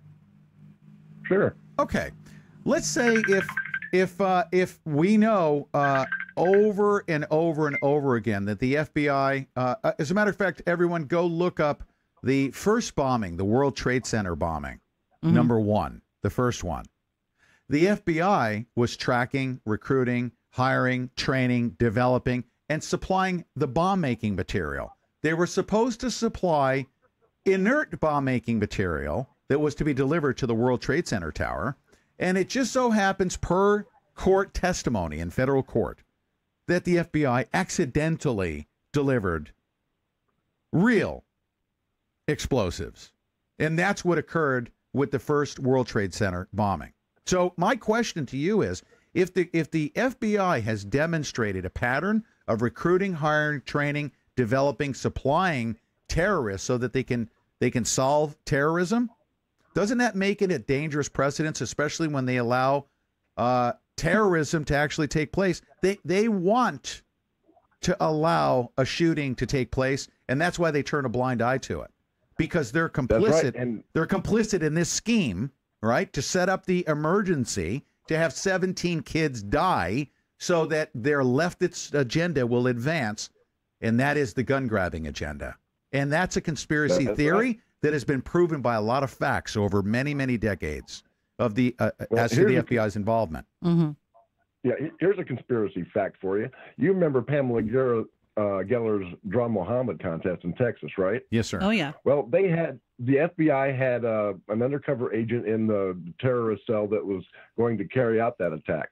He followed the two terrorists that were going to shoot all those innocent people at the Draw Muhammad contest to the event. And as they turned into the parking lot where they were going to, park their car and get out and start killing people, that FBI agent drove away. Who does that? You know that they're going to get out. They've got guns. They're going to kill innocent people. Yeah. And the FBI agent drives away to let them do it? Yeah. What the hell? Yeah. I mean, give me a damn break. Wow. You see, thank God that those security guards that were there saw what they were going to do, and they whacked those Muslim terrorists. If it hadn't been for them, a lot of innocent people would have died, and blood would have been on the hands of the FBI. Okay. All right. So to our listening audience, there's a lot of people that are brand new. Okay. I want you to go look up the following name. All right. And this is, don't go by me. All right. I want you to go by the name Ted Gunderson. And I want you to go down that rabbit hole, and you go by the facts of a top FBI regional director, okay, who has exposed the fact that he was personally involved in campaigns such as what was launched on Martin Luther King, all right, COINTELPRO. He understands COINTELPRO, and he disagrees with COINTELPRO. He understands what he described as chemtrail spraying, and he actually talked about that. Mm-hmm. He said it's very wrong, and we know, ladies and gentlemen, this is a fact. These are facts. We know that the chemtrail spraying that they did in the Middle East, it's called, go look this up, FUNVAC, that the Pentagon bragged about the nanoparticulates that they were spraying over the population so that they could change their radical, Islamic, ideological, dangerous thinking and convert them to being friendly to Western ideals. They were laughing about it. It's called FUNVAC. It's chemtrail spraying. So match that up with what Ted Gunderson said. And I want you to hear what Ted Gunderson says about the inside workings of the FBI, the Federal Bureau of Investigations. Then couple that with wanttoknow.info and go look at all the CIA documentation that shows the hypnosis that is employed upon people like these shooters. They said that these shootings are occurring over and over and over again. And I want you to couple the number of shootings that the left is complaining about with the programs that were installed by the Central Intelligence Agency. And that is the hypnosis of individuals, mind control upon them, okay? Through trauma and through sexual abuse. That they program people to be activated to go commit murder. They will activate you, and in the 50s, it's documented, per FOIA documentation, that they could program a man through hypnosis and activate him at a later time to shoot the wife he loves and his family members. They can do that. They can actually have him completely detached from his love and emotions that would prohibit most human beings from doing that. They get you reprogrammed. It's in the documentation. It can be found in the mind control section at wanttoknow.info. You guys have a lot of homework to do. I'm Pete Santilli. That concludes this episode. Everybody have a good day. No, I'm just kidding. Right. All right? No, what we're saying is here, okay, these are not just conspiracy theories. We're taking all of the facts and the history of what has taken place here in our country through the inner workings of the Central Intelligence Agency and the FBI that are destroying the planet. If you want to save the planet, you skinny jeans freaking libtard, you need to take and export all of the FBI people and all the CIA people to China. Okay? Forget about saving the spotted owl and the freaking leaping frog and the environment. You need to basically export and shut down the FBI and the CIA if you want to save the world. That's my story, and I'm sticking to it. Bob, do you know about Ted Gunderson? Yeah, I do. He was an FBI agent that exposed a lot of that stuff. I'm not a real expert on him, so I can't quote him. Oh, that's verbatim, great. But, you know what? But he exposed a lot of pedophilia. Rod Egner in the chat on YouTube says that Ted Gunderson was a friend of his. Yes, he is. Yep. True story. Yeah, so he was a little bit of a whistleblower, and I find it interesting that like Dan Bongino, he was with the Secret Service and New York Police Department. He's a great voice now that we're hearing finally from somebody that was a Justice Department official, like people like Larry Klayman. Larry Klayman was a lawyer for the Defense Department. Or not Defense Department, but the Department of Justice, and he's exposing the corruption that takes place. I mean, we see it from the Bundy trial all the way up into the highest reaches of the Department of Justice and the FBI. These people are corrupt, and they're giving a bad name to the good FBI agents that are actually doing their job and trying to protect American people. And they're creating these false flags and setting up these retarded, and I'm not saying that to be mean, not to just mentally disabled people, but they're setting up retarded people that don't know what they're doing, that could not possibly carry out an attack on their own. They walk them through the process. They say, okay, we'll give you a car. We want you to park it here, and it's going to be full of explosives, and we're going to give you this cell phone that you can detonate the IED at your will. and then they arrest the person after they hit the button to make the bomb blow up, which wasn't really a bomb in the first place. Sometimes it is a bomb, but most times it isn't, and there was no real danger in the first place. But they set these people that are 3 fries short of a Happy Meal up, and then they say, "Oh, look what we did! We're these great heroes. Give us more money, Congress." Yeah. And in the meantime, they're ignoring threats that are real. I mean, I had a guy upload a YouTube video a couple of years ago threatening to kill me, threatening to kill my wife and my children. He offered a monetary reward for our deaths. That's a federal felony, Title 18, Section 875, 10 years in prison. He also explicitly threatened to kill federal agents because he thought that I was a Fed. He thought that I was a CIA operative. But I'm sorry. But I gave the FBI that information. This guy's got guns, and he's smoking dope on camera. And, dope and guns and threats to FBI agents. Did they go out to interview him? No, they did not. No, of course not, because they don't care about my life. They don't care about your life. They care about whatever agenda they've got going on. And the culture at the FBI the tone was set by J. Edgar Hoover, a cross-dressing power-mad freak that kept files on everybody, from Martin Luther King to John F. Kennedy. And they named a building after him, the most corrupt cop in history. They named a building after him, and yes, that's what FBI culture is. I think we ought to just disband the FBI.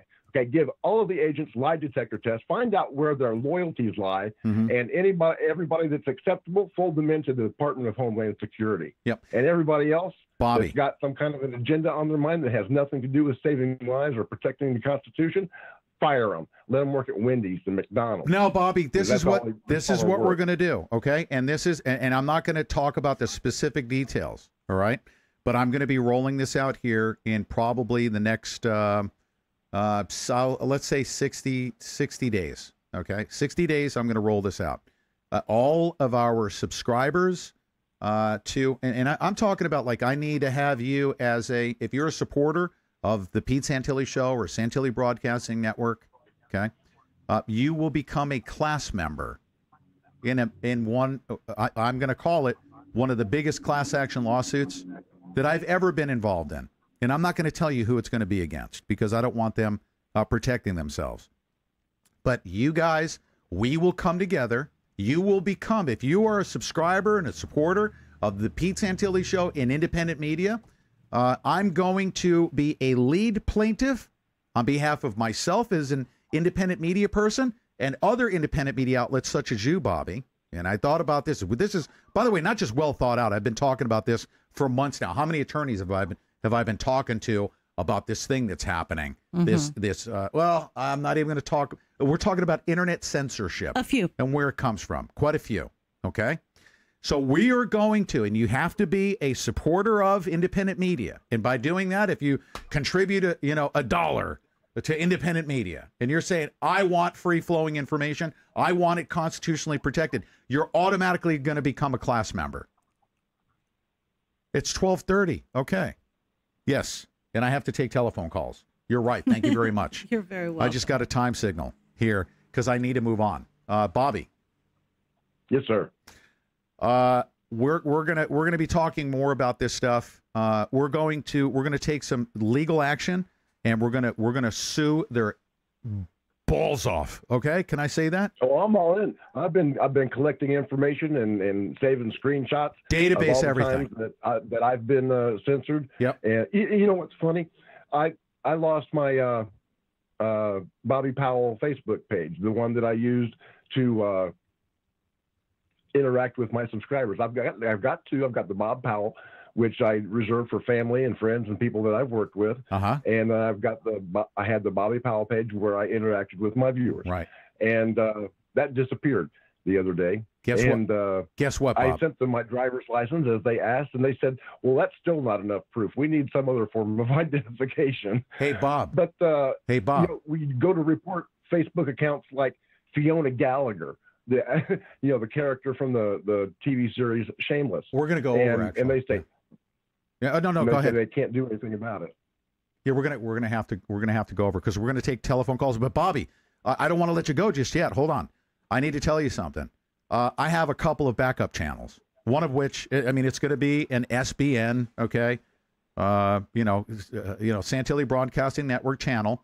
You get shut down, we put you onto another one, and I'm going to get you set up today. You're not going to be shut down. You're going to be free-flowing information, not just for your benefit, for the benefit of all mankind, for you to put information out. You get that one shut down, I got another one where that comes from. We'll send you out. We will free-flow information to the American people. I'm going to give you that channel. Let's talk about this before the end of the day, okay?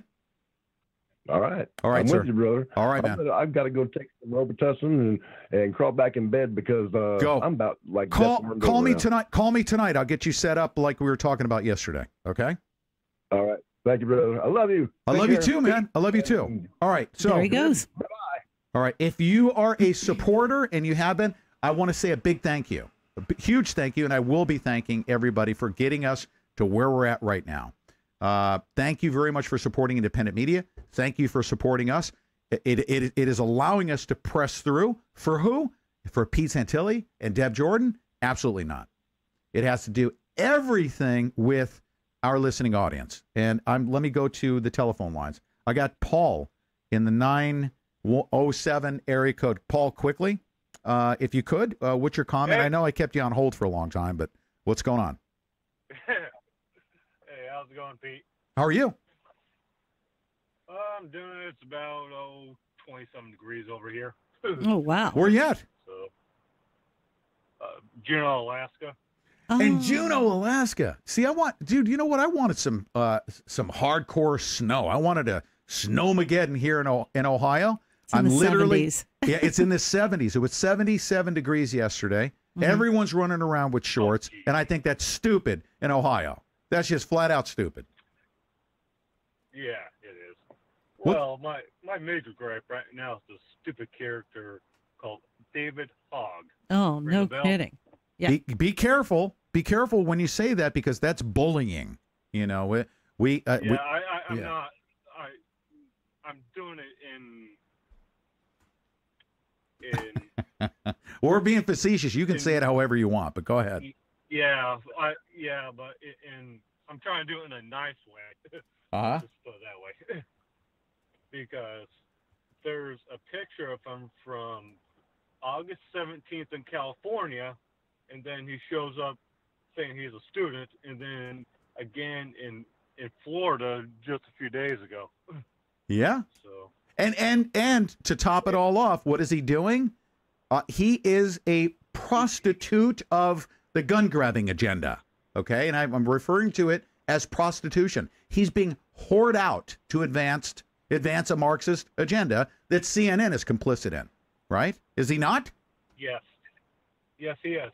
And we're going to get shut down. There is an email from State Representative Sean Harrison saying that both kids are not students but actors that travel to various crises when they happen.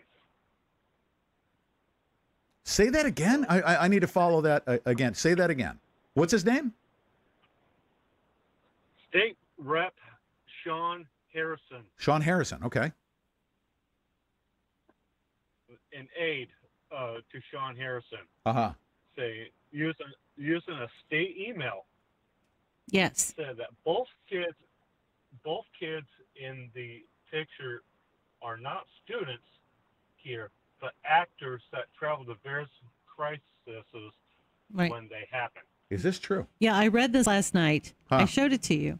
They fired this guy. First they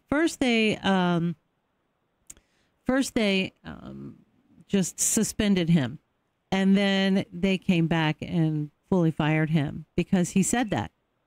And then his final tweet, and they took down his tweet account too, Twitter account. And he said, his tweet account.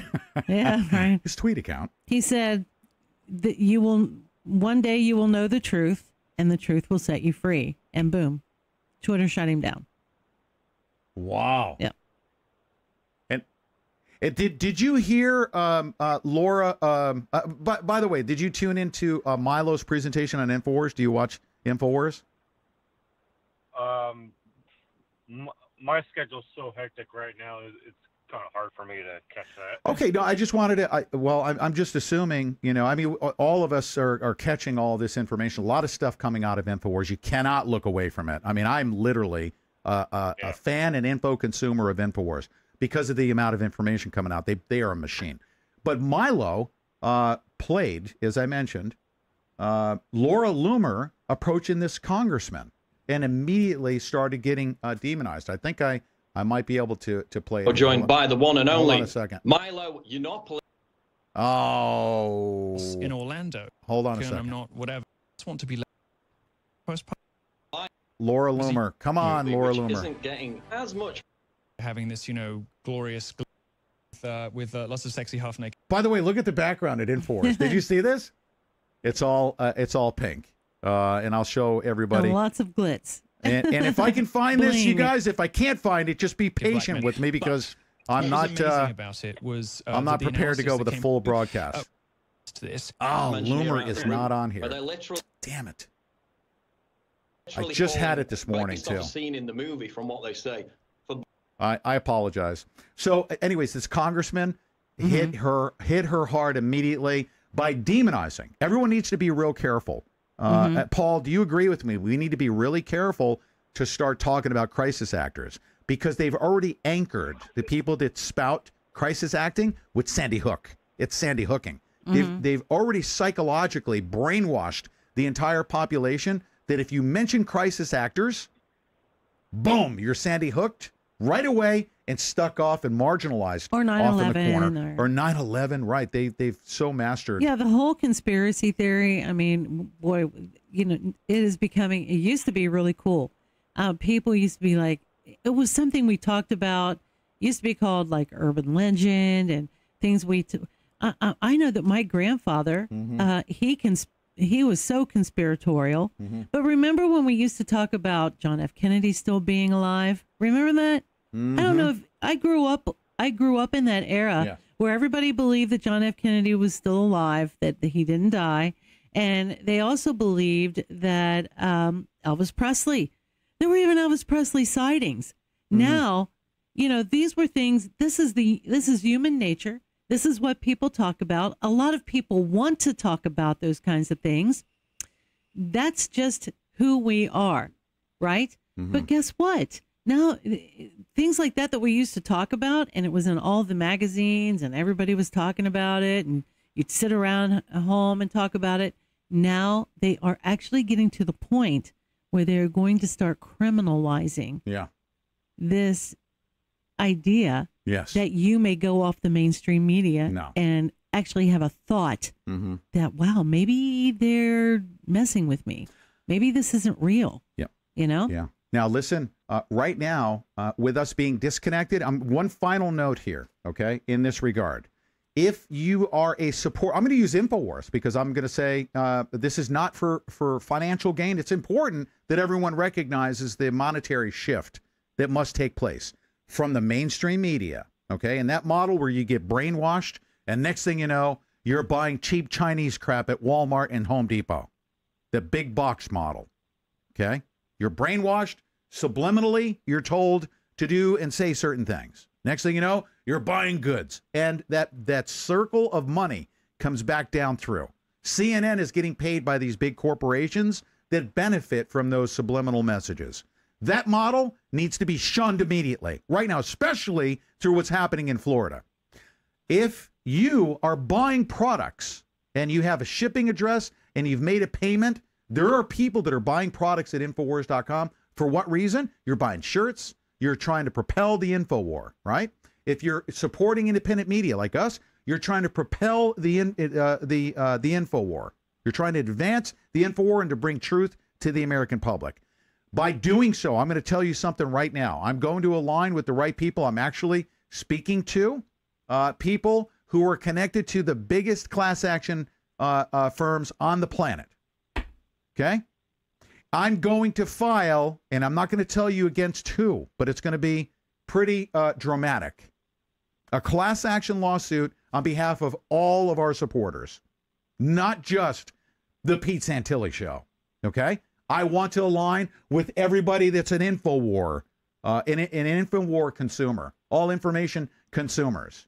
I'll get a message out to Alex Jones because Alex Jones is being impacted by this level of censorship, these attacks upon him. I'm impacted by this. Are we personally impacted by it? No. Our listenership. And that's you. So if you're a supporter of the Pete Santilli show, okay, you ready? Check this out. I have to mention this, and I'm not going to have enough time. Let me tell you what we're working on behind the scenes here. We're going to transition. Mm-hmm. You ready? Yes. It's the first time I'm publishing this. We got shut down. I could not introduce to you at the second that I wanted to do it because our computer was shut down. I told you we've been working on some stuff behind the scenes. And let me tell you about the author of this book right here. I'm going to put it on the screen right now. His name is Chris Courtlander. The first time I spoke to him was in 2014 during Bundy Ranch, right around that time frame. Was introduced to him through Jay Red. Mm-hmm. Because we wanted to, educate the public about who this Daniel P. Love was at the Bureau of Land Management, the Department of Interior. Chris Courtlander, I made contact with him back then through Jay Red, who we always stayed in contact with since 2014 when Daniel P. Love almost killed hundreds and hundreds of people through his negligence, his immoral conduct, his inefficiency in running military operations, okay, spending $6 million to go collect $1 million in fees. I think that's laughable in and of itself. He's very, very inefficient. He spent $6 million to go get $1 million in fees. Amy Loiters, the former BLM director for Nevada, actually, she got fired, okay? So did Daniel P. Love. He's being hidden somewhere. We don't know where he is, but we'll certainly find him, because there's people coming out of the woodworks to expose where he's at and who's replaced him and all the shell gaming that's going on. All right? Now, I'm going to quickly give you this website, and I want you to go directly to it, okay? Chris Courtlander is the author of the following book right here. This is the first time I'm introducing this to you. We're going to provide linking directly to the website, okay? We're going to also set up the means to, you click a button, you can go to Amazon and buy the book on our website. We're going to set that up in the future. Right now, I want you to get educated through this website, arrowtotheheartbook.com. This is actually published through a subsidiary of Simon & Schuster. Mm-hmm. Simon & Schuster has published this book, and it is a footnoted, well-documented, indisputable layout of exactly who these people at the Department of Interior, the BLM, and what their methods are in taking land and shutting people down and killing them and using military force from anywhere between, let's say Bundy Ranch, or let's say the Malheur Wildlife Refuge, or let's say do you guys remember the Gibson guitar? Yes. Storming it. Remember Rosewood, that? Yeah. Okay. Yeah. Rosewood, right. Mm-hmm. This is called Arrow to the Heart, the last battle at the Little Bighorn, the Custer Battlefield Museum versus the federal government. Mm-hmm. Arrow to the Heart is a new nonfiction book by Chris Courtlander that tells the gripping account of how he fought off the federal government and exposed a vast conspiracy of corruption and espionage.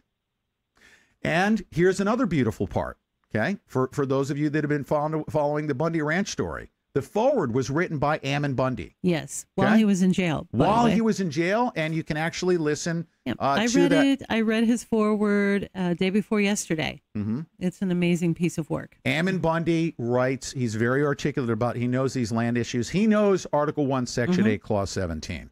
Yeah. And taught me so much, which is why I wanted to get him into my unit so he could work with me on the legal case. Mm-hmm. I was fighting tooth and nail, but he was too busy. He was too busy with all of the other things that were going on there in Pahrump at that particular time. There you go. Getting ready for trial, we'll call it. Yes. Okay. But Ammon Bundy knows Article 1, Section 8, Clause 17. like no other. He was the one that introduced it to me, opened up the Constitution. Perfectly fitting for this particular book. Yeah, it's beautifully written. Yeah, beautifully written. It is. Okay. There's more to the story. Okay. This story about the BLM. But let me continue on here. In the spring of 2005, a federally orchestrated raid took place at the small historic town of Garryowen, Montana. Christopher Courtlander owns and operates Garryowen and was the focus of the raid. He was suspected of selling valuable historical artifacts with false provenance and illegally possessing Eagle War feather bonnets and Native American artifacts.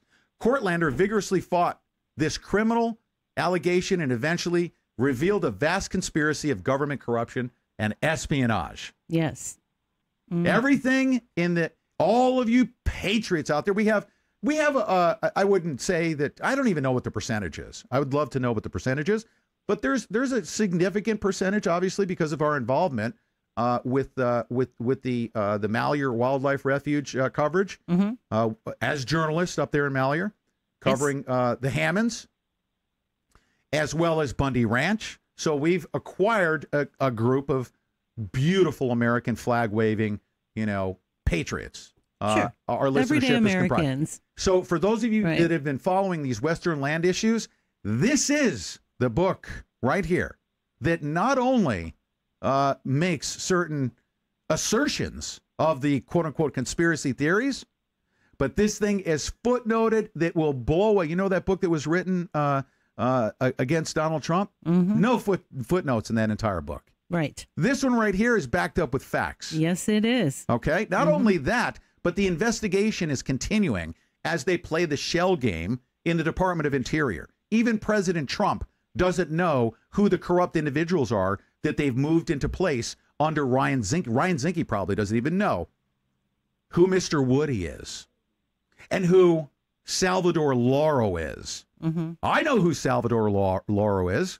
I was the one who identified him standing behind Daniel P. Love as he was about to turn over the cattle, stage the conspiracy, right?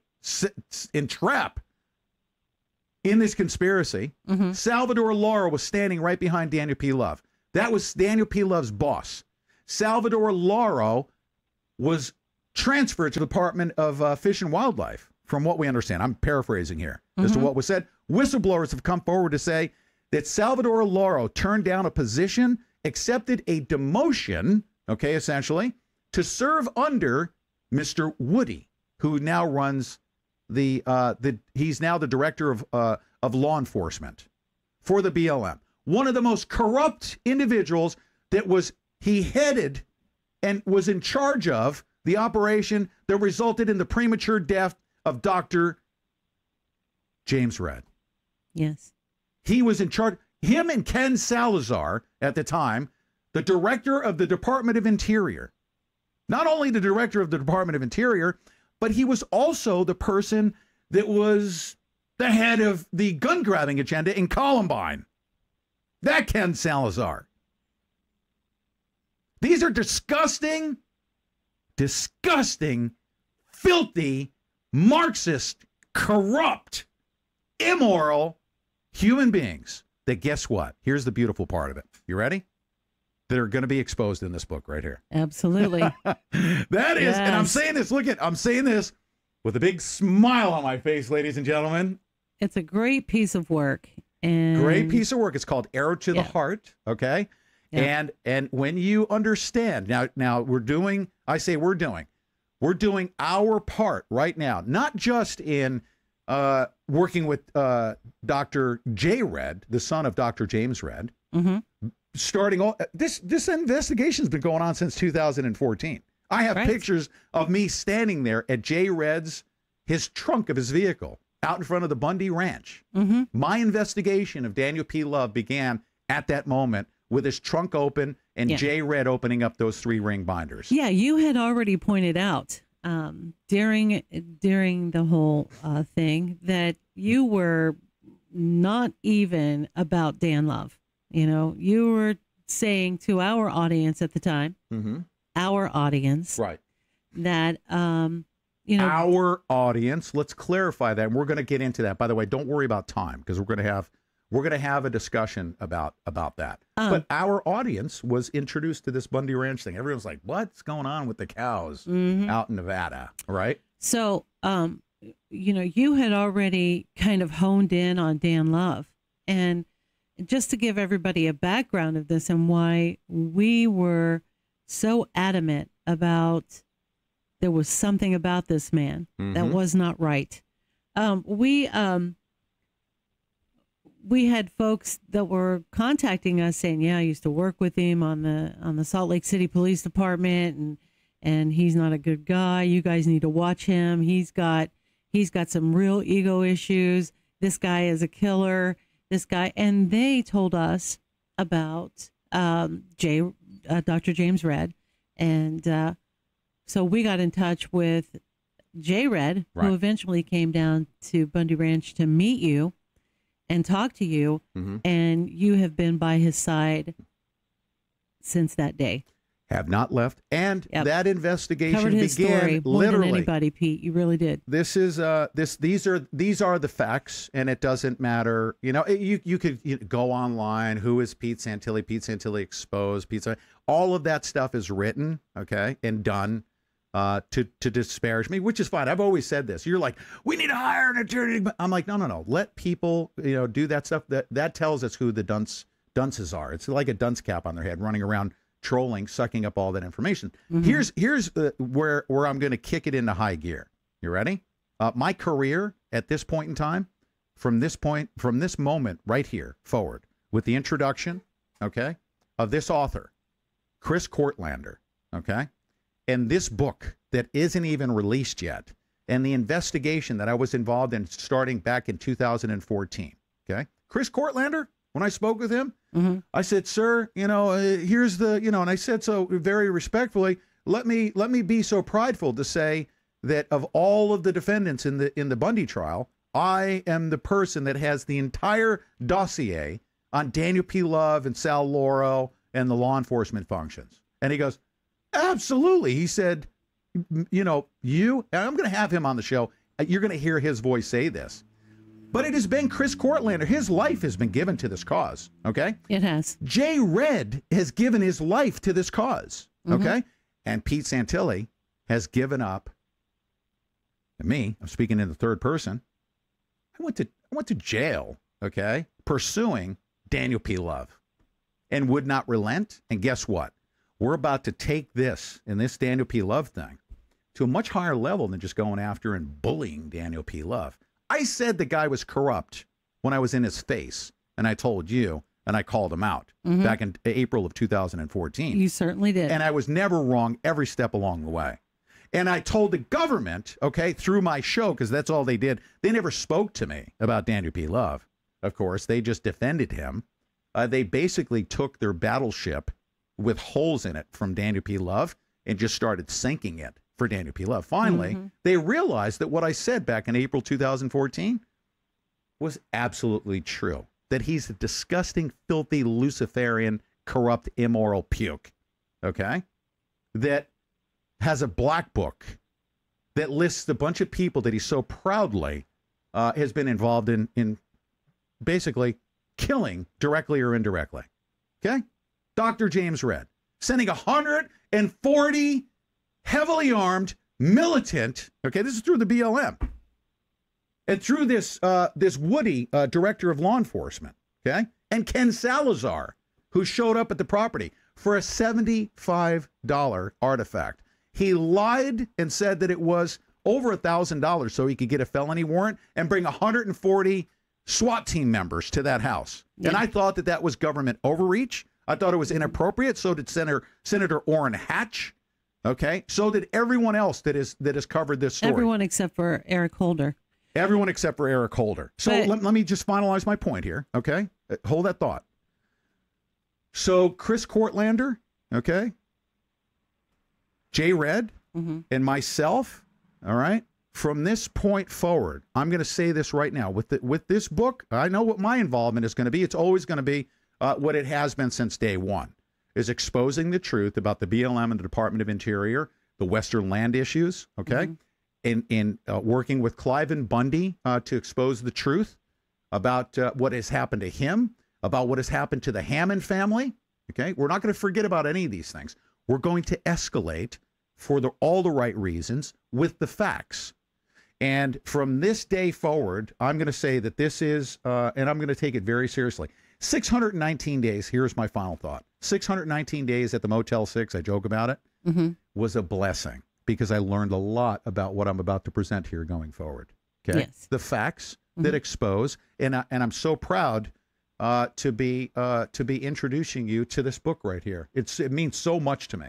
It really, really does. It should. Because Chris Courtlander is the person to articulate this in the form of a book. Okay, Jay Red is one of the most amazing men I've ever come across in my entire life, and I always told him that I would do everything possible to work on behalf of his family, right? To expose the truth about what happened to his dad. And Jay Red is an amazing man, and I feel so honored to be rolling this out to you guys. arrowtotheheartbook.com. When all this stuff is going on, we're gonna segue here, okay? Everybody go to arrowtotheheartbook.com. Go directly there, and I want you to order advance copies. Like when I say support independent media so that we can get the truth to the American public. This is what I want you to do right now. Go to right here, Arrow to the Heart. It's got lots of information here about the book. The forward from Ammon Bundy, if you're an Ammon Bundy fan, okay, you're going to love the forward to the book. You're going to love it. Right, and on this website, you can actually hear Ammon read the forward. Right. Yeah, so in his own voice. So all of you patriots out there that have been following the Bundy story, right, of that portion of our listenership that are Bundy fans, okay. We haven't let you down. If you're a Pete Santilli Show listener and you're a Bundy Ranch story, we've covered that story like nobody else has, okay?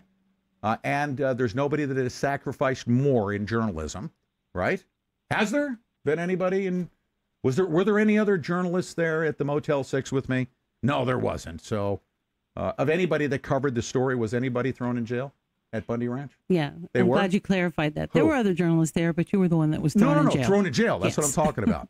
Were there any other, I guess that's my question is, were there any other journalists that covered that story that were thrown in jail? Because there were no other journalists covering the story that were thrown in jail because of their coverage. There were journalists thrown in jail for other reasons. For other reasons. But not for covering Bundy Ranch. That's right. By the way, let me also clarify this because people are like, no, he says that he's the longest held journalist in American history. Political prisoner for the purposes of covering a story. I covered, there were two stories that I was associated with, both of which I was indicted for as a result of my coverage. That was Bundy Ranch and Malheur. There is no other journalist that became a political prisoner that was covering a news story that was indicted by the U.S. government and then held without due process for 619 days in U.S. history, period. Why am I saying this to our listeners? Because you're literally listening to a man that doesn't fear anything but you not getting the truth, okay? And I've literally done everything, including sacrificing a lot. All of our we were obliterated financially. We lost 619 days of our lives apart, right? Did you touch me for 619 days? No. We've sacrificed quite a bit. For what purpose? Is it for selling books? Okay. Or is it, no, nothing disparaging. I mean, even Cliven Bundy knows this. Cliven Bundy has done this selflessly. Cliven Bundy stayed in jail when he was allowed to be released. Yes. And he said, no, I'm not doing this for me. Okay. This is the way Cliven Bundy is. Me, I sought freedom. I'm like, I love you, man. I got to go. I seek freedom. He's a much more spiritually connected man. He's much closer to God. His faith was much stronger. I had reasons why I sought freedom, and I did seek freedom. Cliven Bundy, when I say he's an American hero, okay, he was very selfless in that regard, okay? Cliven Bundy. But did I do all of this for Cliven Bundy? He knows. No, I mean, he said, I'm a media guy. He always tells me, you're a media guy. You're a media guy. This wasn't a conspiracy. This was a matter of you telling your listeners the truth about what's going on at Bundy Ranch. Did it at Bundy Ranch? Didn't stop when the Hammond rally came up. Okay? But guess what? This matters to you, the listener. This matters to you, the listener. Why?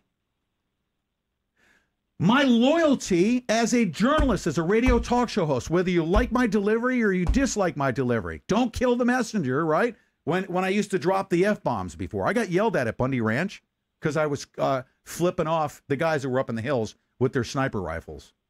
You know that, right? And their spotting scopes? Yes. I got yelled at because early on, there was nothing but Mormons out there. And Pete Santilli giving the big middle finger up to the snipers on the top of the hills with their spotter scopes. And they said, oh, Pete, can you not drop the F-bomb? I'm like, there's freaking people, up in the hills here. What do you mean? Okay, I understand, and I really appreciate it. I was so shocked by the fact that they were asking me not to drop the F-bomb. I'm like, you guys don't drop the F-bomb out here? They're like, no, we're Mormons. And that's when I started learning about the Mormons. Whether you like my delivery or dislike my delivery, the bottom line is I have always been loyal to our listenership. That's you. Bringing you the truth, whether you like it or not. And that includes everybody. You can like it, you can dislike it, but that's what we're loyal to. Check this out. Listen to this. This is Ammon's voice. Having a gun pointed at you can affect a person in several unusual ways. To some, it is terrifying and takes years to overcome. To others, it is just alarming. At the age of 18, unfortunately, I had such an experience. While in the southern Nevada desert, a man came up to my pickup truck and put a pistol in my face. He told me to leave the area and said, quote, he had killed before and he would do it again, unquote. Not knowing what provoked him, those that were with me and I calmly got into my truck and drove away. Ammon, that's his voice. Ammon was speaking by telephone to Chris Cortlander. He recorded it, okay, for the forward in the book. And I remember when Ammon told me that he was doing we were actually inside doing that. Now, am I, because the theme of today is, are we exploiting, okay? Exploiting a tragic situation where people are in jail. The Bundy family it had sniper rifles pointed at them. It was a horrifying experience all the way around for these past couple of years. Are we doing that and playing his voice and for the purposes of selling books? Are we doing that? Guess what? Guess what, folks? This is actually a mechanism that I was talking about earlier, all right? They want to use their economic model, okay, of brainwashing you for an anti-gun agenda, for you to go buy cheap Chinese stuff at Walmart. That model's gone. That model is gone. But what we do here, okay, is we sell the truth. And yes, there is and that's where I say, oh, why don't you give the book out for free? Because it costs money, absolutely, positively, to reach tens of millions of people. It costs a lot of money to do that. It costs us money. Like if we're going to go cover Malheur out in Oregon, it costs us money to drive across the country. I'm going to tell you that. And a lot of it. As a small media outlet, it costs us money for me to go. It didn't cost me that much money. Actually, we had an iPad, but the first iPad was bought in April of 2014 because I didn't have one to go mobile. That's right. I did not have the money as a small media outlet to go mobile. And we actually had that fund, and the history was written thereafter. Yes. Because I actually built my rig, which was the Moses stick, right? You did. The Moses stick that actually ended up going out to Malheur. It costs money to propel this message, but we do it among us through We the People. Am I selling books? No. I'm selling the truth. I'm selling the fact that it costs money, okay, to print this book up and get it out to people. I'm selling also the fact that if we were to electronically distribute the thing, what do you think would happen if we were to start promoting an electronic version, a PDF copy, and start sending it out to everybody around the world? Do you think it would get to everyone? No, they would censor it. They'd shut it down. Hard cover or soft cover printed books We're basically going back to basics here, okay? When you have books printed up, just like Dr. Judy Wood did, right? Yes. Full color graphics, put on pallets, and distributed, okay? You can't edit that. You can't distort it. You can't censor it. So we're going to promote this book in more ways than you can possibly imagine. I'm going to have Chris Courtlander on the show to talk about his experience. And I wanted to very, very swiftly put this up on the screen. We love it. And have you go to those links. Just love it. It's been a long time coming. I'm so happy for the Red family. Yeah. We talk to Jay often. He's been a very good friend, very supportive throughout all of our ordeals. Yeah. And we have been very supportive of him, and we just love him. And anything that is going to bring out the truth about what happened to his family, we are 100% behind it. Yep. 100%. So we wanted to talk a little bit. I don't know how much longer you plan on staying. People want to know. I said, how long do we plan to stay? If you guys stay with us, okay. We have almost 300 people in our YouTube chat room. We've got some people over. We're getting back up and running. People are coming and going, and that's fine. If you want to stay with us, we will continue on. We've got some stuff to share with you as to what we're going to be doing going forward. That right there was a launching point for me. Because I'll tell you what, this is the culmination with the publishing of this book right here, okay? The culmination of literally years of our involvement, our building a relationship and getting educated from people like Ammon Bundy. Ammon Bundy is one of, I'm not picking on or featuring Ammon Bundy. I don't want to take away from, let's say, the Hammond family or the Bundy, I'm sorry, not the Bundy family, the Red family. There are so many of these families. Courtlander family, who has been impacted. There are so many families that have been impacted by these issues. We've had the Hage family. The Hage family, right. And who was the other guy that was out there? I believe he was in Texas. They're still coming after him. Yeah. And we've had him on the show. We've had a lot of ranchers on the show. We have learned, a lot of our listeners are like, oh, yeah, I remember you, Pete. I was with you. A lot of people say this, not to take away from what they say. They say, yeah, Pete, I've been listening to you since Bundy Ranch, right? And have they had full exposure to all of the work that we've done over the past several years, all the work we've done in learning through Jay Red? Dr. Jay Red actually has exposed a lot of stuff with us, has shared a lot of stuff with us that couldn't be publicly revealed. A lot of documentation because of his lawsuit. Okay. A lot of the work that he's done politically. With the release of this book, Dr. Jay Red is now going to start coming free-flowing information. It's so well documented, so historically perfect and pristine. Indisputable facts are going to be coming forward. This book in this time right now represents the culmination of all those years of work now dating all the way back to 2014. I love and consider, Dr. Jay Red. He's like I say family to us. It sounds uncomfortable to say that. I mean, I love him like a brother.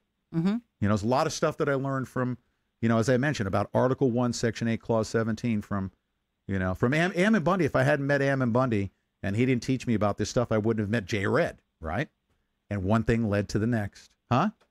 No, because I went out there to Bundy Ranch, and he taught me about Article 1, Section 8, Clause 17, and the BLM's incursion upon that, right? So I met Jay Red. That was a blessing. Okay. Yes. Meeting Clive and Bundy on having that discussion on April 8th, in opposition to what I told Ashley. Ashley's like, oh, there's this rancher. I'm like, I don't do cows. I don't do cow poop. I don't do any of that stuff. And she forced it upon me. If it weren't for me having to sit down and listen to Ashley Jones, I would never have ever been able to present where we're going with this thing.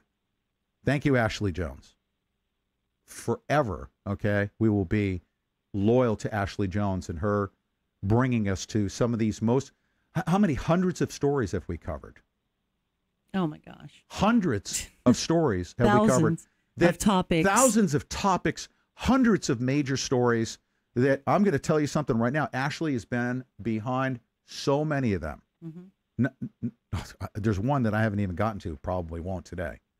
I may or may not. I won't be able to shift gears to that, okay? But thank you, Ashley. Folks, go to arrowtotheheartbook.com. arrowtotheheartbook.com. The link will be in today's description, okay? We're going full bore with this thing to introduce you to Chris Courtlander.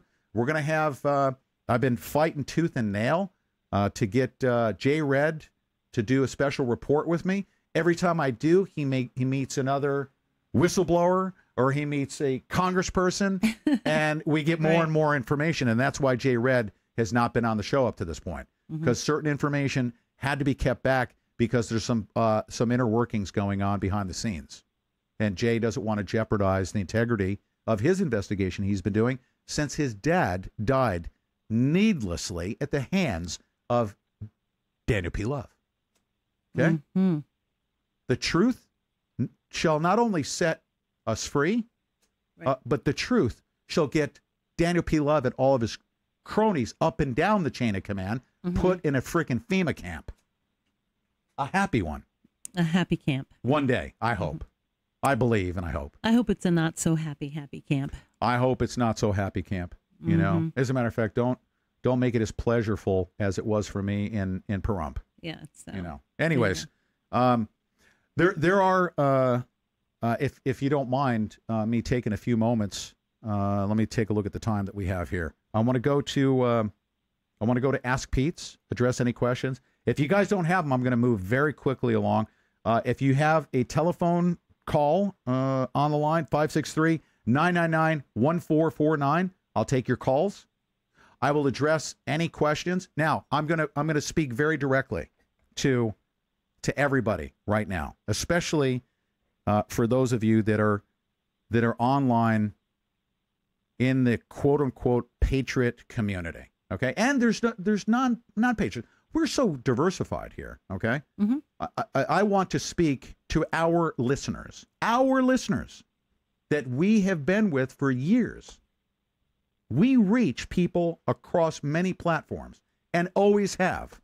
As a matter of fact, a lot of people, okay, they need to remember how they benefited from our diversity across all those platforms.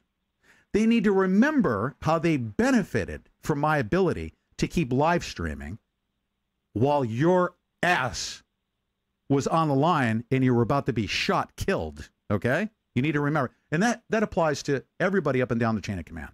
If you're at Malheur and you're hiding in a corner and you're shaking in your boots, no, I say hiding in a corner. Oh my God, I can't even speak. I'm not even mentioning, I say I can't even speak because I don't want to specifically mention anyone. I'm not excluding or including anybody. I'm just reminding everyone, our listeners, what I'm referring to. That if people are online and you're talking about, well, I was at the, I was there and blah, blah, blah, blah. And Pete Santilli is this conversation is going on online. If you were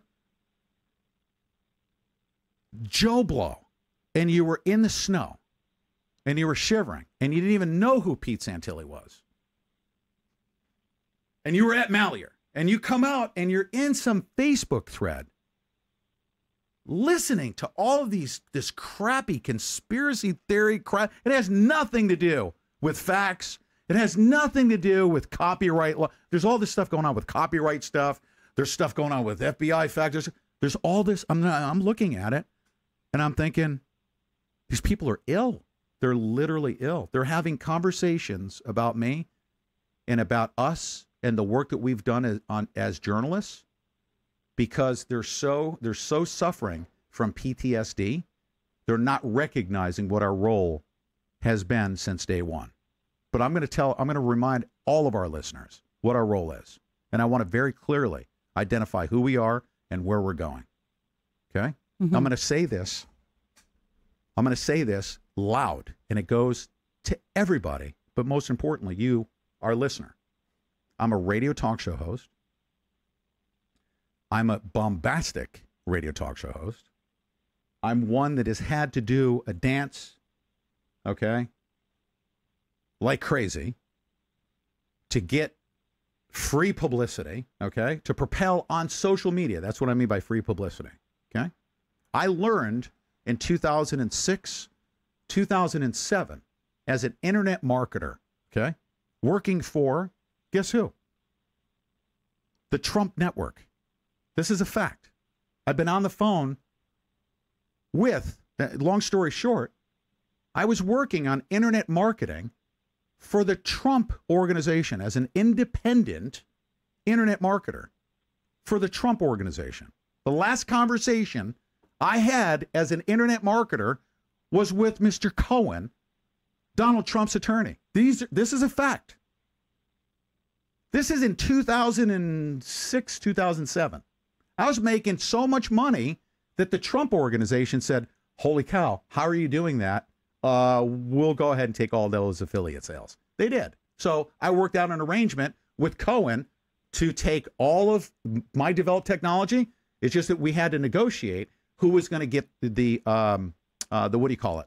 The rights to my tutorial videos and what my compensation would be. That's all negotiated, and it's done through the attorneys. I understood copyright infringement and copyright issues dating back then. Not only was I protective, they said, hey, Santilli, great stuff you're doing. We want to be able to profit in the way that you are. If I'm making $20,000, $30,000 a month, okay, in internet marketing stuff for whatever company in 2006, 2007, okay, people want to make money doing that.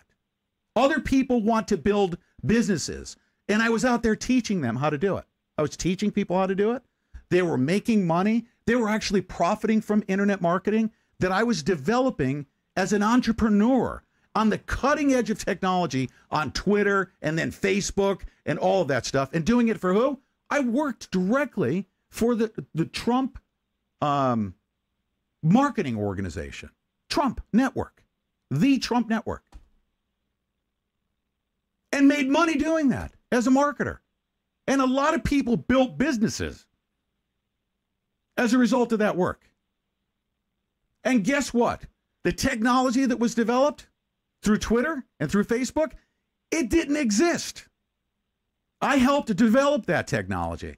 And we sold these marketing accounts, okay, for Twitter, because Twitter was real big on that. Hey, look at, we can set up automated news feeds and stuff like that. You can even do it topic specific. If you have people that are interested in baking, you know, and food and gourmet food and stuff, you could set up news specific stuff for people that are interested in news, you know, food news, right? Or if they want politics, you can send out from, you know, into your news stream stuff related to the topics that they're interested in. We developed that in 2006, 2007. Now, I'm going to transition here, okay? Very quickly on the Trump thing and get away from it. Now, we've got indictments coming against Donald Trump, okay, for these people out of Russia that were setting up the same. Now we're talking about the technology so developed since 2006, 2007, okay? Now it is so far advanced, they literally have these huge, they call them, then they weren't called troll farms, okay? It was internet marketing. It was full automation. Now it's gotten to the point to where it's so sophisticated, you have artificial intelligence going on. They're building these server farms. A group of Russians were sending information to the Democrats, okay? They were taking money from the Democrats, selling to the potential Democratic voters. They were also taking money from the Republicans, sending information to the Republicans. They were also taking money from the Food Network. Okay, I'm making this up. They were selling their services to whoever they could get their hands on. It just so happens that this guy Mueller, okay, knows what goes on out there. He grabbed a bunch of Russians and he threw them into an indictment, okay, and is using it as a means to pacify the American people.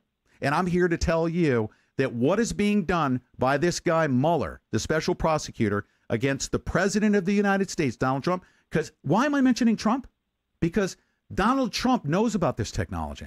His organization was employing this stuff Internet marketing technology was adopted very early on by the Trump organization, and very successfully.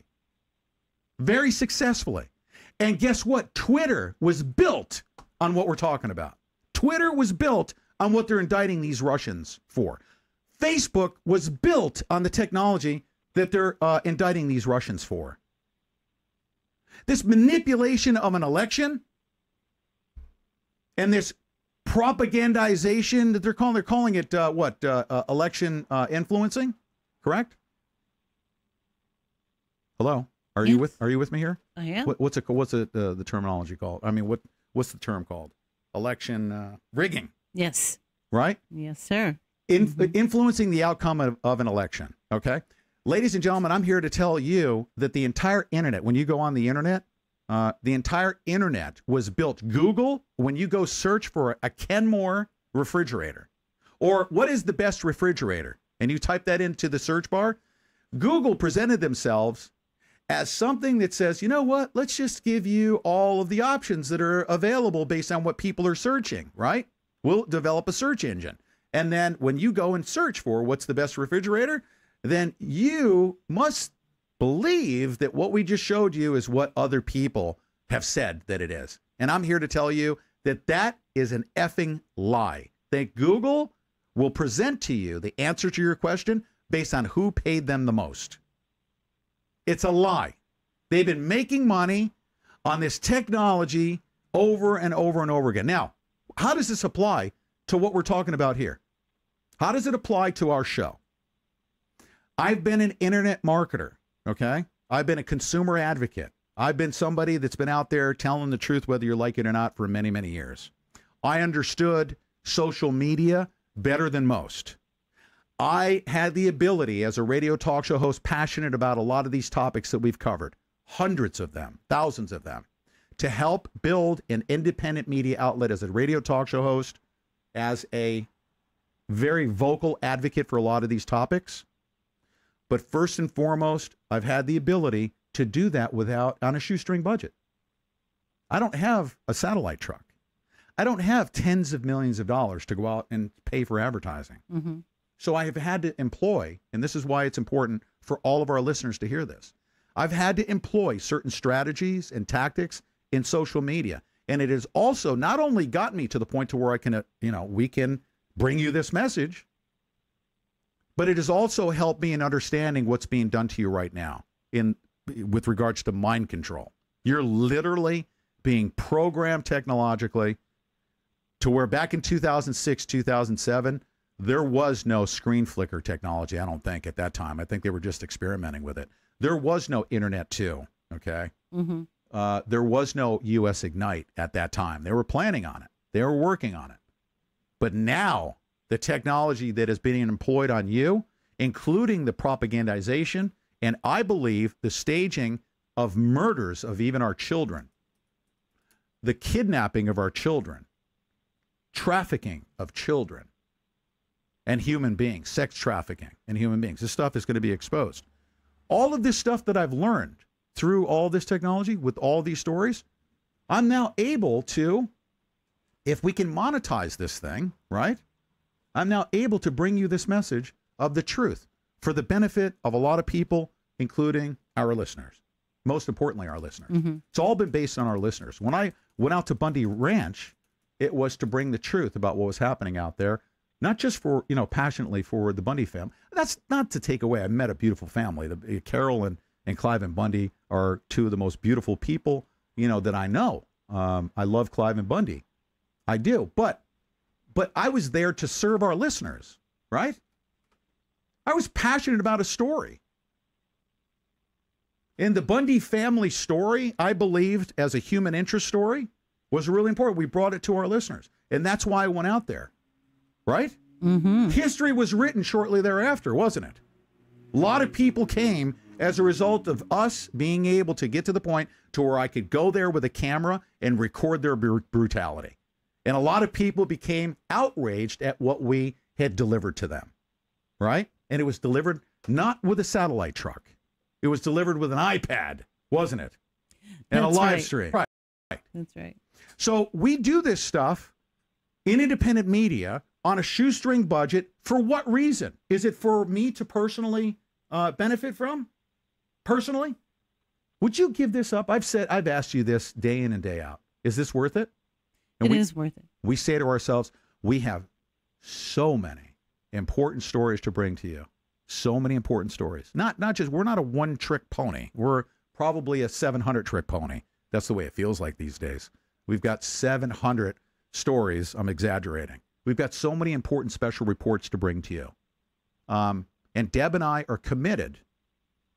And Ashley, and we're not even going to mention some of the other people that we want to affiliate with, that we're seeking out, that we trust can bring you the truth. Bobby Powell, he's not afraid for me to use his name, of course. Sherry Duvall, she's not afraid for me to use her name. She's out doing a bang-up job. A lot of those people that we're going to be connecting you to. Is it worth it for us all to align ourselves with bringing the truth to the American people? Is it worth it? It is. It's worth it. There's nothing else more important right now. Okay? Nothing else more important right now. And I'll also say that we can't forget, okay? We can't forget about those lost souls sometimes that get lost in the shuffle of this media flurry, like the Hammond family. We're not going to stop bringing recognition. I'm out, okay? I have freedom. I'm out. I'm moving on. The Hammond family are still in jail. I'm going to do everything possible, okay? We are doing everything possible. Katie Beatty, all the people of Burns who go to see Susie Hammond, who is without her husband. We refuse to let that stand. Yeah, Cliven Bundy's out, too. Cliven Bundy, I know Cliven Bundy's busy. I need to talk with him. Cliven Bundy, I'm sure, is going to do a good job of bringing awareness to Dwight and Stephen Hammond. Mm-hmm. Okay? We have an important story here to tell. We have a lot of important work to do. We're not going to be deterred by the crap that's going on out there. We can't be, actually. Our work is too important. There's a lot of stuff, a lot of chatter going on the internet, okay? Some of the attacks are organized. Some of it are just idiotic, okay? It's just basically, you have basically circus animals that decide to start trying to fly jumbo jets, and that only results in a plane crash. You know what I mean? You guys, I'm telling you, okay? If you were pedaling a unicycle as a little chimp at the local freaking circus tent, and all of a sudden you want to jump into the cockpit of my jumbo jet, you better know how to start flicking switches, okay? You better. And don't run into my cockpit and stick the foot on the lever and take the nose down like a freaking jihadist, okay? Or don't walk into my cockpit, walk around the plane and say, wow, how'd you get this plane? Aren't we? No. I'm talking about technologically. I know how to fly our version of a jumbo jet, okay? I'm not saying that we're, Jupiter Jones and you guys are all a bunch of asteroids. That's not what I'm saying, okay? What I'm saying is technologically, to fly a jumbo jet, okay, knowing all of the circuitry and stuff like that. Yes, it's a luxury liner. A lot of people are sitting in the back in their seat. They're getting good cocktails and everything. I have studied how to fly that thing technically, okay? How to get it fueled, how to operate the machinery, okay? And don't sit there and say, oh, I'm sitting here and, you got people up in first class and they're getting, Grey Poupon and champagne. How are you able to do that? I'm using this scenario to describe what the difference is between the people that are on the internet chattering and doing all this crap and trying to say that Pete and Deb, they won't talk to us anymore. We have such important work to do that we're not going to speak to you because every time we let you into the cockpit, you either start vomiting or you start flicking switches that you don't know about, or maybe you're drunk, right? Maybe. Or maybe you're drunk, or maybe you're so intoxicated that you should not be in the cockpit. We're going to push you out. We're going to lock the door because we must fly on. That's why I'm using the jumbo jet analogy. Okay? Go get in the back a little bit and sober up. We're locking the door. We're not letting you in. Okay? For those of you that are butthurt on the outside of our cockpit door, oh well, be butthurt. Okay? We have a destination we're going, and you, ladies and gentlemen, are the passengers on this thing. And you want somebody that's sane and stable enough to lock the door out and keep all the F-tards out of the cockpit, because you want to get there too. Okay? Do you like my analogy? Because I'm broad stroking this thing, because there's stuff that goes on, and we look at the stuff that goes on the internet. Well, I mean, I'm not going to exclude anybody. I'm not going to include anybody. It actually applies to everybody out there that has no clue. If you think you know me, even the guys that I love with all my heart, I do. All of my defendants, with the exception of two people that I won't even mention. Okay, I say two people. You know where I've come from in that regard. I'm not going to walk on eggshells just because they were felons with firearms and they broke my cardinal rule, and I'm going to be butthurt about it. And I can do that. Okay, I can be butthurt, and that's my own personal opinion. But I love all the guys that I met. Okay, and even them. You know what I used to tell them when I was at Pahrump? Whether it be somebody that was wearing camouflage as an individual, because we had people that were, Ricky Lovelane, okay, was charged for wearing scary clothing, right? Wasn't he? He was sent to trial, almost faced life in prison. Why? Because he was wearing scary clothing. And I had conversations with everybody because, all of a sudden, because I wore scary clothing, I had become part of a militia thing. And that was so far from the truth. It was laughable. At trial, this is not giving away legal strategy. I'm not going to trial, so I can give this away. At trial, we were going to show the pictures of Guerrilla Media Network and how we formed Guerrilla Media Network and how we were going to brand and identify ourselves, me in particular, as not suit and tie like I used to be in corporate America. Right. That I was going to wear a patriotic red, white, and blue bandana hat, and I was going to identify with camouflage clothing as a guerrilla media person. That decision was made, guess when? Right before I drove to Bundy Ranch. It was my first field visit. I said, if I'm going to go in the field and I'm going to be a field reporter, how do I want to be portrayed? And I said, not suit and tie. I'm going to be the exact opposite of it. This is in 2014, when it was trendy, and when it wasn't trendy to be shouting fake news. I said, I want to be real, authentic. I want to be in the trenches. I want to be like regular Americans, and I want to get out there and broadcast the truth. That's why I was wearing scary clothing. I told the guys in there, because some of them who I love like brothers, okay, they're like, you're a patriot, you're a Marine or whatever. I'm like, I've learned a lot through this thing. I'm actually going to show you that I'm a journalist, and if I have to, I'm going to burn my camouflage if I have to. We got through that. I'm not going to burn my camouflage. I'm actually going to escalate that issue, and we're going to sell scary clothing. We're going to embrace it for very good reasons, so that all the guys can benefit from it. Okay? Yes, we will profit from scary clothing, so that the family members can recoup some of their losses. There's people out there screaming, what did you do with the money? But you have no clue. I say, what? Quit rolling your eyes at me. I'm not going to go to specifics. I'm not going to mention anything specific about anyone saying anything about money. I'm speaking generally, okay? Generally. I'm not going to walk on eggshells about that issue. There are people that have been impacted by this Patriot thing who have literally fought through putting diapers on their, have they not? They fought tooth and nail. I can't even mention, can I mention Brianna? Can I mention Brianna? I'm going to mention Brianna. I'm going to. I called you from Pahrump because I overheard Mel Bundy saying that Brianna was struggling, and she was so prideful. She did not even. Is it okay that I mention this? I don't want to pick anybody out, and I don't want to single anybody out. That's why I said don't worry about. I don't want to single out any private information. Okay.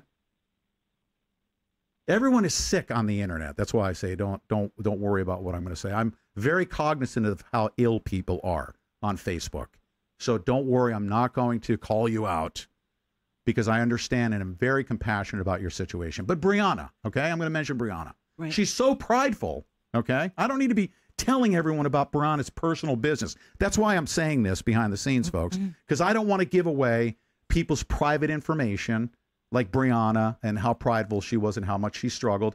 I picked up the phone and I called you. I said, you need to do whatever you can do to take care of Brianna. Why? Because I was hearing about all these other people. Everyone's trying to take care of themselves. Yes. And I'm hearing that Brianna's not asking anybody for help and her lights are being turned off. And the babies couldn't get diapers and stuff. And I'm overhearing this. And I called you and I specifically told you she's not going to be left aside just because she has too much pride to say that she needs some help. I heard her electricity is being turned off.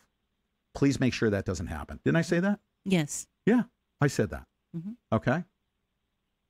So my point is there have been people impacted by this thing. I'm going to not pick on Brianna. Brianna's not going to come forward. She'll never come on the show and say, yes, I've been so impacted by this. I lost everything and our lights were turned out and I didn't have food to put on. We served ramen to our kids. You guys, you're not going to hear that from them. And that's where I said, don't worry, I'm not going to give away private information. Okay? I'm not going to. I'm speaking to our listenership. If we do a fundraiser with scaryclothing.com for the benefit of all the defendants, you need to know that people literally were living day to day, week to week, month to month, and have done so for the past 2 years. Is that plainly put enough to not include or exclude anybody? Because I don't want to exclude anybody. Okay? Joe O'Shaughnessy's mom. There's another one. Okay? Joe O'Shaughnessy's mom had an air conditioner go down, right? Who is Joe O'Shaughnessy to his mom? He was the caregiver for his mom, right? Scott Drexler, his mom, taking care of his mom. The Patriot community came together and paid for the air conditioner, right? Is that correct? Yes. Don't let me speak out of turn because I don't know exactly how that happened. Yeah. We came together, okay? Mm-hmm. We need to not stop, okay, coming together. Back to Malheur National Wildlife Refuge, okay? We got in our vehicle right here, and we pulled out the drive, okay? And we drove all the way from Cincinnati to Burns, Oregon. For who? For what reason?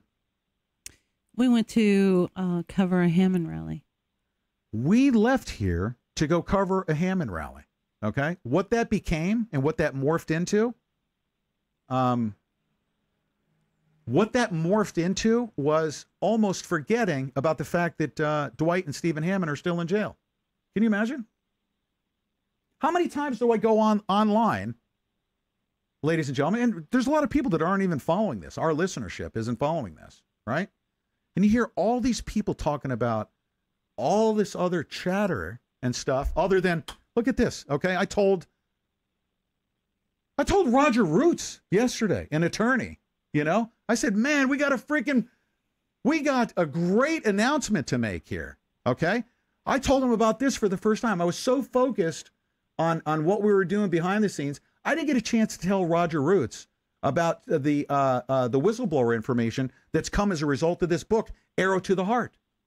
And yesterday I realized that we've been so busy and so caught up in all this stuff going on, we can't forget what we freaking got into this for, okay? We want to promote the whistleblowers from the BLM and from the Department of Interior. We want to ask the people within the U.S. government that I have set out to say that I believe the majority of them are good people. And yesterday when I told Roger Roots that, I said, man, we got some now that the trials are over, right? Roger Roots got lost in the shuffle of all the excitement of whatever it is that's happening after the trial, and we still have information of them playing the shell game at the BLM. Have we forgotten about the Western Rancher? Have we forgotten about the Western Rancher? Because we're on Facebook or we're on YouTube talking about crisis actors. Have we forgotten about what we're in this all about, right? The Western Rancher, the Western lands, the $150 trillion in wealth that is, I believe, about to be shifted from the cabal out of Washington, D.C. to the American people. And yes, was it yesterday that I told him that we had a leaked document that came to us exposing the swamp monsters within the deep state? They're playing the shell game with them. Okay, they're literally taking Woody from the U.S. corrupt Woody. I forget his first name. Okay, moving Woody as a corruptee. Okay, from one division within the Department of Interior to another one, and putting Sal Laurel under him, who got fired for his negligence. Well, I don't know this, but I'm sure his demotion and transfer had something to do with the failures at Bundy Ranch, as well as his corruption at the Department of Interior and the IG investigative report, and him protecting Daniel P. Love. I'm sure that had something to do with it. Okay, but Sal Laurel, that corrupt guy that was exposed through the IG report, allowing Daniel P. Love to break the law, right? That Sal Laurel, instead of transferring to the Fish and Wildlife, he said, no, I'll just work for Mr. Woody, who got transferred to the Director of Law Enforcement. He took a demotion to work for one of his corrupt friends. And yesterday was the first time that I told Roger Roots that. You know how stupid I felt? Who was the person throughout the entire case, dating all the way back to Malheur? Okay, when I started digging into my case, no one was going to benefit through that trial up there as much as me, because I focused on my 365 exhibits. I learned how to piece together my case. Okay, and I was so focused on making absolutely certain that I showed that there not only was no conspiracy. I mean, Deb, you and I have been very honest, and I'm going to tell our listeners. You know what? We're done. What? We're done. I'm taking up too much time here. I'm boring everybody.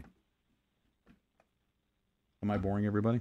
No. Are you sure? I'm positive. Okay. Is everyone engaged? Do we still have people online? We do. I don't want to go into too many details for our listeners. Is it too much? No. Why are you? No, absolutely not. I don't want to turn off. If you guys are interested in hearing my personal story about Malheur, then I'll continue on. Okay? If you're interested. I don't want to bore everybody with my personal story. I said that I wanted to stay focused for the benefit of our listeners, right? From, always.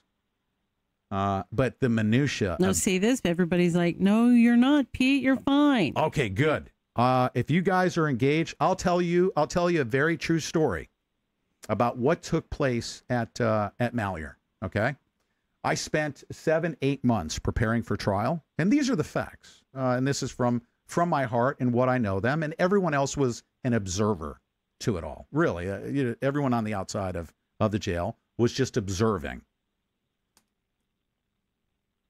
on Facebook, right? Mm-hmm.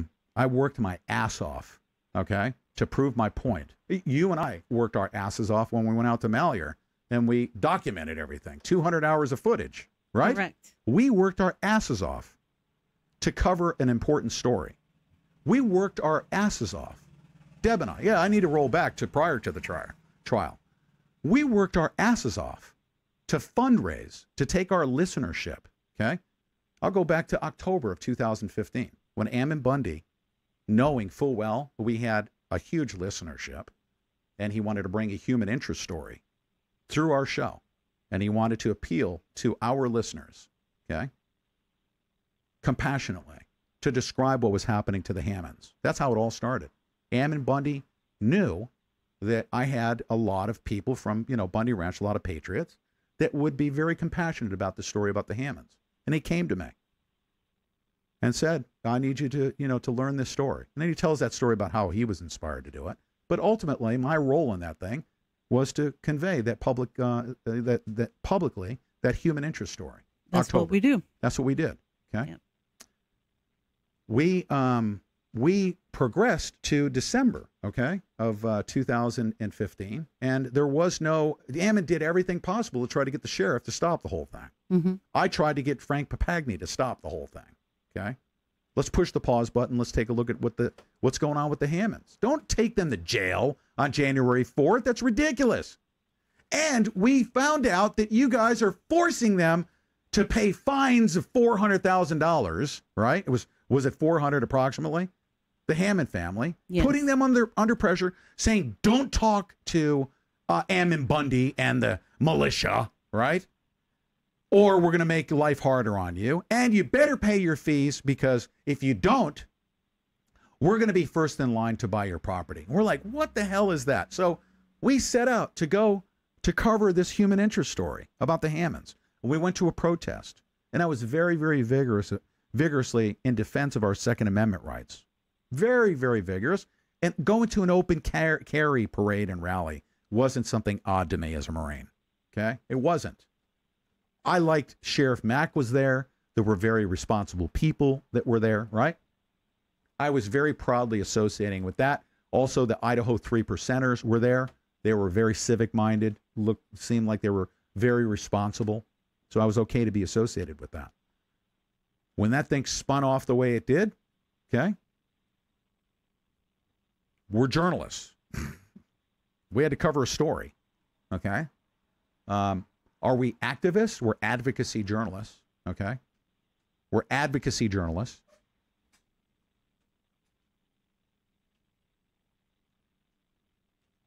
Advocacy journalism is something that helps propel a message online very authentically, right? People say, wow, Don Lemon is starting to become an advocacy journalist. You know that, right? Oh, yes. He is. Advocacy journalism is something that's now becoming trendy. Back then, we were raw and real people. The mainstream media is starting to recognize what people want. So we were advocacy journalists. But ultimately, we were there to cover a story, passionately for the Hammond family. Okay? And then it spun off into something where people were going to die. Okay? People were going to die.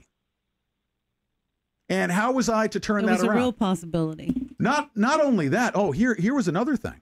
How concerned I was. It took me a couple of weeks to turn this around. I was so pissed off. And Ammon knows this. And I was very, very open about it. I've spoken to Ammon and Ryan and those that went to Malheur. They all know that I was concerned about taking our listenership from Cincinnati, right? From October, November, December, taking our entire listenership that he came to. That's my crown jewel, all right, is the people that we've built a relationship with. It's what we've worked for. What we've worked for, okay? And then taking them from our listenership, our building it, our, covering hundreds and hundreds of stories, not just, one or two stories, a lot of stories, and then taking them from Cincinnati all the way to Oregon, to go support and rally for the Hammonds. We had thousands and thousands of people there. Remember at the, you're like, get off the line, shut it down. I'm like, we got thousands of people on this thing. Do you remember me saying that? Mm-hmm. Thank God I left it running, by the way. We had thousands of people that we had taken to a Hammond rally. And then all of a sudden, our entire listenership was taken to a bird farm takeover. So we had to transition. And it took a good, how long would you say that it took for us to spin the mainstream media narrative where they said there was militants that had taken over a bird farm? The mainstream media immediately started spinning that thing. It took us a week to turn that around, because even our listenership is going, what the hell's going on here? It took us a week to reestablish credibility with our listeners, that's not the truth about what's going on. Mm-hmm. What's happening here at this Malheur Wildlife Refuge is not a militant takeover. These are land issues. I've spoken to Ammon Bundy. They're in there making soup. These are ranchers that are concerned about their lands here. It took us a good freaking week or two. Yeah, because people east of the Rockies did not even understand. They had no clue. So it literally took us not just a week or two. And a lot of our listener base is east of the Rockies. Is east of the Rockies. That's right. It is. And they're like, what is the Bureau of Land Management? Why are you guys there? Who are these people? And wow. Yeah, we had even a lot of our friends, people who we had worked with, who turned against us while we were there and just giving us a hard time. Yeah, they're like, hey, man, what's going on? And then the whole conspiracy, and then the government exploited that. And they said, you were involved in a conspiracy. You had to have been involved. And it wasn't true. Yeah, okay? Some of the people that we worked with, they were blowing up our phones. They were threatening us. Yes.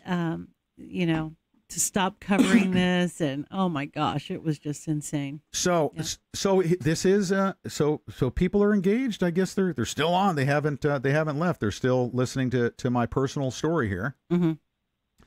So here we are, fighting tooth and nail. Okay, going to this rally at what do you call it? In Burns, Oregon. And we were operating day to day, right? We had only planned to go out there and come back, correct? Yes, I mean, yeah, we hadn't planned to stay more than a week. We weren't going to stay more than a week. No. We ended up not only having to counter the mainstream media fake news narrative, okay, and to turn that around. We believed that because of that, it was so irresponsible what the fake news was doing, that they were causing these guys to potentially be killed. That even the FBI guys, if they were paying attention to what was going on in the news, they feared for their lives just watching CBS, right? Mm-hmm. Like if you were a black guy at the FBI, you're watching CBS, they're telling you there's a bunch of white racists with guns that want to go shoot people. How do you think that's going to make him feel? Oh, there was a lot of that, too. There was a lot of that. So it took us a lot of turning that around. Just because we were out there advocating, saying, no, that's not the truth, okay? We're journalists. We're going to stream this thing. You're freaking lying. They're making soup. You want to kill them. This is all wrong. We were asking our listenership, do you like our journalism? Do you like our live streaming? Do you like our advocacy journalism? Do you like us streaming for 10 hours every freaking day, from radio shows to live streaming? Do you like that? If you do, go ahead and keep us here. And we literally, our listenership exploded because people were following their 3.5-minute packages on CBS, on NBC, on CNN. They were setting up satellite trucks, right, to provide news coverage for 3.5 minutes on the air. And they were lying to everybody. We were taking all those people that were coming away from the mainstream media, dumping into the internet, watching the live stream for the entire remaining balance of the day. There were ranchers, okay, that had no clue who the heck Pete Santilli was, but the only person that was out there streaming, okay, round the clock was who? Us. We were pumping that stream out. So you're watching CNN for 3.5 minutes, the remaining balance of the day, they were all coming to the Pete Santilli stream, the Pete Santilli Show stream. Us providing our analysis, right? And it cost a lot of money. And it cost thousands and thousands of dollars. We spent thousands of dollars to keep that live stream going. I wish that I knew exactly, and I still to this day don't know exactly how much we spent, because it was in the thousands. I think almost $7,000. Well, I'm sure that Jan Kohler would have a really good idea. She does. I think it was like $7,000 just for hotspot streaming alone. Sure. Because of the amount of bandwidth, and it was just terrible coverage out there. It was awful. $7,000, I think it was. But you're a true Marine. You overcame it. Well, not just overcame it. Here's my point. We figured it out. Here's the point, is that our listenership, it was a matter of supply and demand. We were supplying information, and we were asking our listenership, do you guys want us to stay here and cover it? And if you can, it's costing me a lot of money. Please contribute, okay? And our listenership, it wasn't because Pete Santilli was special, okay? And I could put my Moses stick up and make miraculous things happen. It actually was driven by our listenership.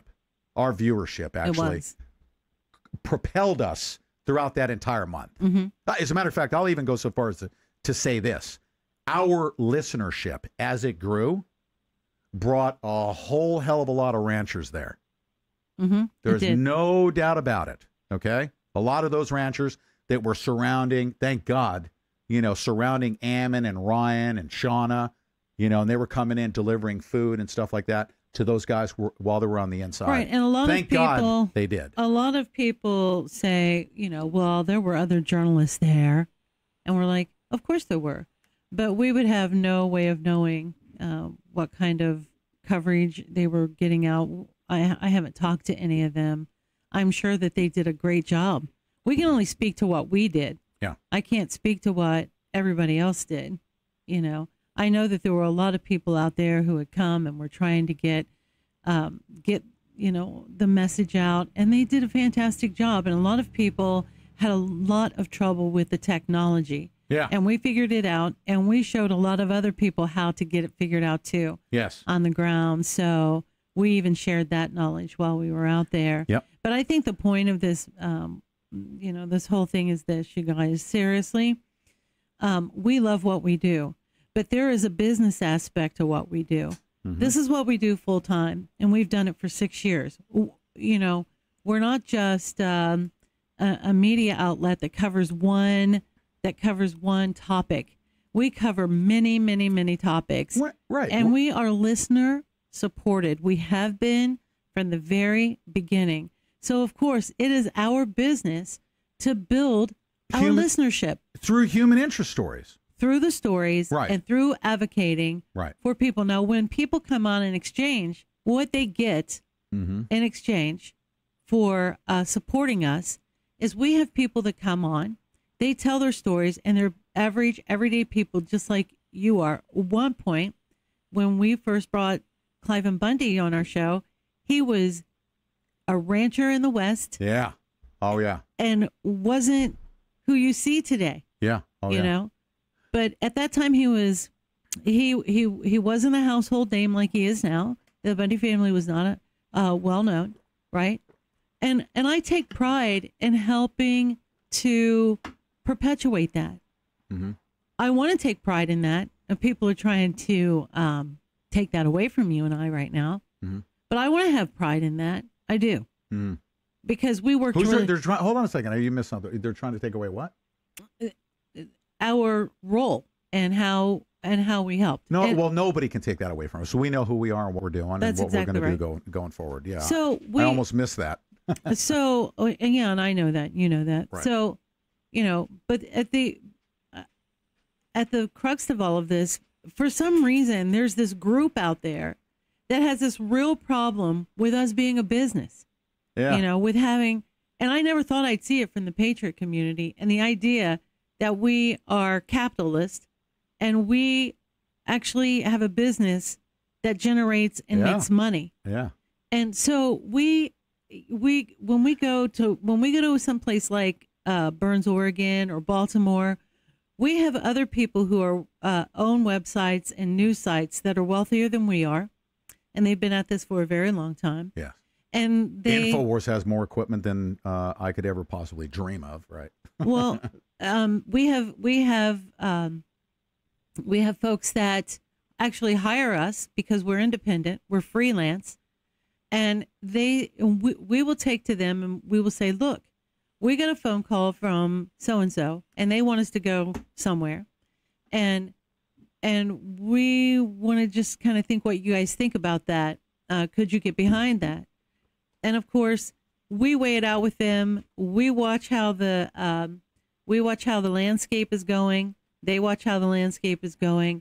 And then when it gets to the point where they think that it would be where we could actually just break even, just recoup our money that we spend to go to these places like Baltimore and wherever else it is that we go, then they will sponsor us. And basically what that is a loan. Okay.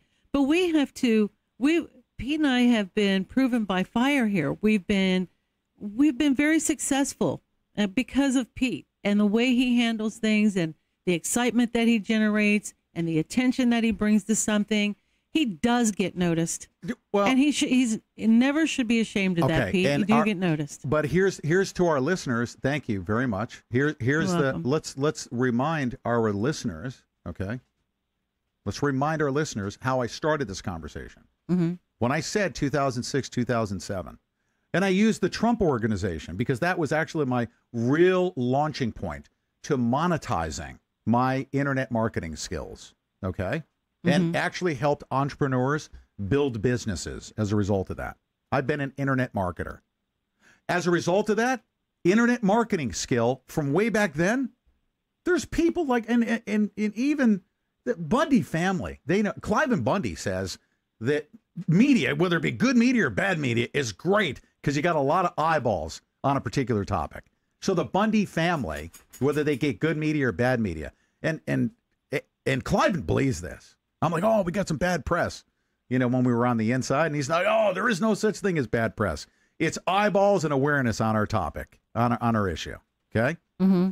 Internet marketing is my forte. Okay. People right now are listening on the internet. And you likely came to our show as a result of our ability to go out and acquire. We didn't pay advertising. We know technically how to get distribution. We've built a listening audience slowly and incrementally over a 5 or 6 year period through the support of our listeners and small sponsors and small supporters. We've built our listenership. This is our business. We've built this. Yes. We've earned every That's right. dime. That's absolutely right. Because guess what? And I'm sure Ammon will agree and Jay Red will agree and everyone will agree that when a very important or the Hammond family, like I said, I don't want to exclude anybody or miss anybody. The Hammond family, Susie Hammond will agree that when we have an outlet, an independent media outlet that is listener supported, and we have an important topic like Stephen Hammond and Dwight Hammond being in jail, that they can come and say, you know what, we need some public awareness here for the benefit of my family members. This is a human interest story. This should not be taking place. Can you please cover this story for us? And you know what? We bring awareness, okay? We take our listenership to that story, and everybody does a much better, they feel much better about their day than they do going to CNN watching them promote a gun-grabbing agenda, okay? Yeah. What do you get for that over there? So back to my point. When Ammon Bundy has the Hammond family, in October, he came to me a second time. It was his family at first, right? Then he came with the human interest story with the Hammonds. And he came to our listenership and he presented that story and history was written thereafter. That's through the power of we the people. Okay? My role has always been that. As a radio talk show host, as a person that knows how to build a listenership through internet marketing, right? By bootstrapping it, okay? By, Ammon doesn't vape. He doesn't smoke or vape. I don't think I was smoking at the time. Was I vaping at the time at Bundy Ranch? I'm not sure. I remember maybe when I was out there promoting, vaping shortly thereafter. I'd be doing commercials on the Rinse Network. Mm-hmm. And I think you had just started vaping, actually. I had family members of the Bundy family members, and they're like, "What is that vaping thing? Is that tobacco?" And I mean, that's how actually we're able to bring these shows and these interviews to our listening audience. And their message, right, is through advocacy of vaping or Brother Doc's beef jerky, right? Or the support of all of those things combined help beautiful families like the Bundy family. It helps them from getting shot, okay? Our profit model, our business model, our advocacy journalism actually helps prevent family members of the Bundy family or the Hammond family or the family members of the people that went into the refuge. Literally, lives are literally on the line when we cover a story. Yes. It's very stressful. When we cover a mind control issue and we got targeted individuals, right, that are literally going out of their mind, being subjected to technological weaponry. Okay, I won't spin off into a tangent. We're going to cover those stories, though. Okay? People are dying as a result of mind control technology. Okay? These are such important stories. Lives are at stake here. Right? When we can't tell you that kids are being shot at a school, for real, okay? And you got a group of people on the internet that are saying it's all fake. No, you're going to get shot. It's for real. They actually set the stage so that everyone would let their guard down, and you hear about the school shooting or you hear about an exercise, you let your guard down, right? And you think it's all fake, and you don't know what's real and what isn't. And all of a sudden you got a bullet in your back, and you can't move anymore. You can't even defend yourself anymore because you were told it was all fake. No, those are real bullets that are coming into your leg, okay? But you heard on YouTube that it was crisis acting. Wake up, folks, because lives are at stake here. We're going to bring you the truth to the best of our ability, whether you like it or not. And guess what? A first-time caller just called in. I'm going to take them. 270 area code. What's up, man? Hey, what's up? Hey, not much.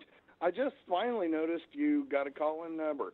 Hey, this is Nighthawk at Revolution Radio, dude. Hey, what's up, man? You need to stop defending yourself. That's troll food.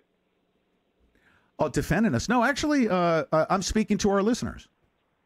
Yeah, we have a lot of new listeners that we have a lot of new listeners that come to our channel, right, that we just share information. It's not a matter of me defend. I don't have to defend myself. I need to tell everybody. Well, let me tell you what we do here. I mean, you've been doing a great job. We've been following you. I talked to Deb a lot, right after that's good happened. And yeah. So you've been connected to us. I'm not defending us. Dude. Yeah. What's your first name again? This is Mike Nighthawk. I own Revolution Radio. Yeah, very, very nice to speak with you. So you're a little bit closer connected. We have a lot of new listeners that are coming on that are they're coming from the mainstream, that are coming from the mainstream media. Okay. Right. So they're not online in the internet threads, and they're actually being subjected to a whole bunch of stuff they had no clue about. They were watching CNN one moment getting propagandized, and here they are, and they're wondering, what the heck is this Pete Santilli guy? He doesn't wear a suit and tie. Okay, he comes in and sometimes he'll say some rude and brash things that are considered, bullying. Right? What is this guy all about? So I have to educate them. I know. We have a small percentage of our listenership, a small percentage that is in the Patriot community, a larger percentage generally that comes from independent media that's been on YouTube and Facebook and stuff like that. But guess what? Now everybody is coming from the mainstream media in droves right now. Huge, right. In huge numbers. So they're kind of coming. They're coming. They seem to be coming around. They're heading this way. They're heading your way. Everybody's trying to get, away from the mainstream media. I mean, we got 60, 70 hosts over here that are just trying to get away from commercialized mainstream media and everything else. And I just wanted to, I'm just basically calling in to give you a boost. We're the ones that sent Sherry Duvall, I don't know if you remember, out there to Oregon, and Jason Van Tattenhove. And I've talked to you a couple of times way back during Ride for Truckers and all that kind of stuff. And I've talked to Deb. But, man, you're doing a great job. I'm glad to see you. Oh, thank you so much. I appreciate your good words. We were so fighting for you over here at Revolution Radio because, press should never be in jail. And it kind of freaked us all out because, us here in press did not want to end up, getting shut down. So, you know what I'm saying, man. That's great. And give me your last name. How do you spell your last name? Did you say Nighthawk? That's what Nighthawk. Okay, that's the first time I've heard of you. So, Mike Nighthawk. Yeah. All right, Mike Nighthawk. It's great to talk to you. Thanks for calling in. And by no means. Don't take this as anything other than me educating my listening audience that they're going to be coming to you in droves as well. People are going to be dumping into the independent media saying, what the heck's going on over here, and how do we make sense of what's happening in the world? And that's what my role is. So right. Yeah. So thanks for. I just hated to see.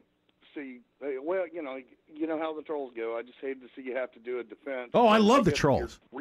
You're definitely rebuilding. I need to do a rebuild too. Oh yeah, now we'll. Our channel got completely splashed right after, just almost. I think it was 10 days after after David Fry got picked up. Yeah. Yeah, when he turned himself in, we got shut down 10 days after that. Oh, I bet you did. Yeah. Yeah, I bet you did. Well, you know why I got taken off the streets, right? Do what? Do you know why I got taken off the street during Malheur? Do you know why? Well, I was watching the video when you guys went, when you went up to the gate, and then it was like, what the hell? It just jumped all over you, and Cop, what's his name? Cop Block. He was a host over here at the station for about 10 minutes, and it was like, what the heck is going on there, man? Yeah, what the reason why is because we were reaching. I mean, literally. Remember when we put up we had videos like the one where we went to the FBI compound. 500,000 500,000 clicks on it. We were literally reaching millions and millions of people, and they could not have that kind of truth going to that many people. The mainstream media, in fact, when we were out there at the compound, they were looking at all of our numbers as to who we were reaching and on what platforms. And they said, do you realize that you're reaching more people than all of the mainstream media right now combined? And that's, well, hell yeah, you were. Yeah, we were. And that's, that's a story that is being told to my newest listeners. So I know that, and I appreciate your words of encouragement. Well, let me tell I love trolls, by the way. Well, let me tell you about Mike, Nighthawk.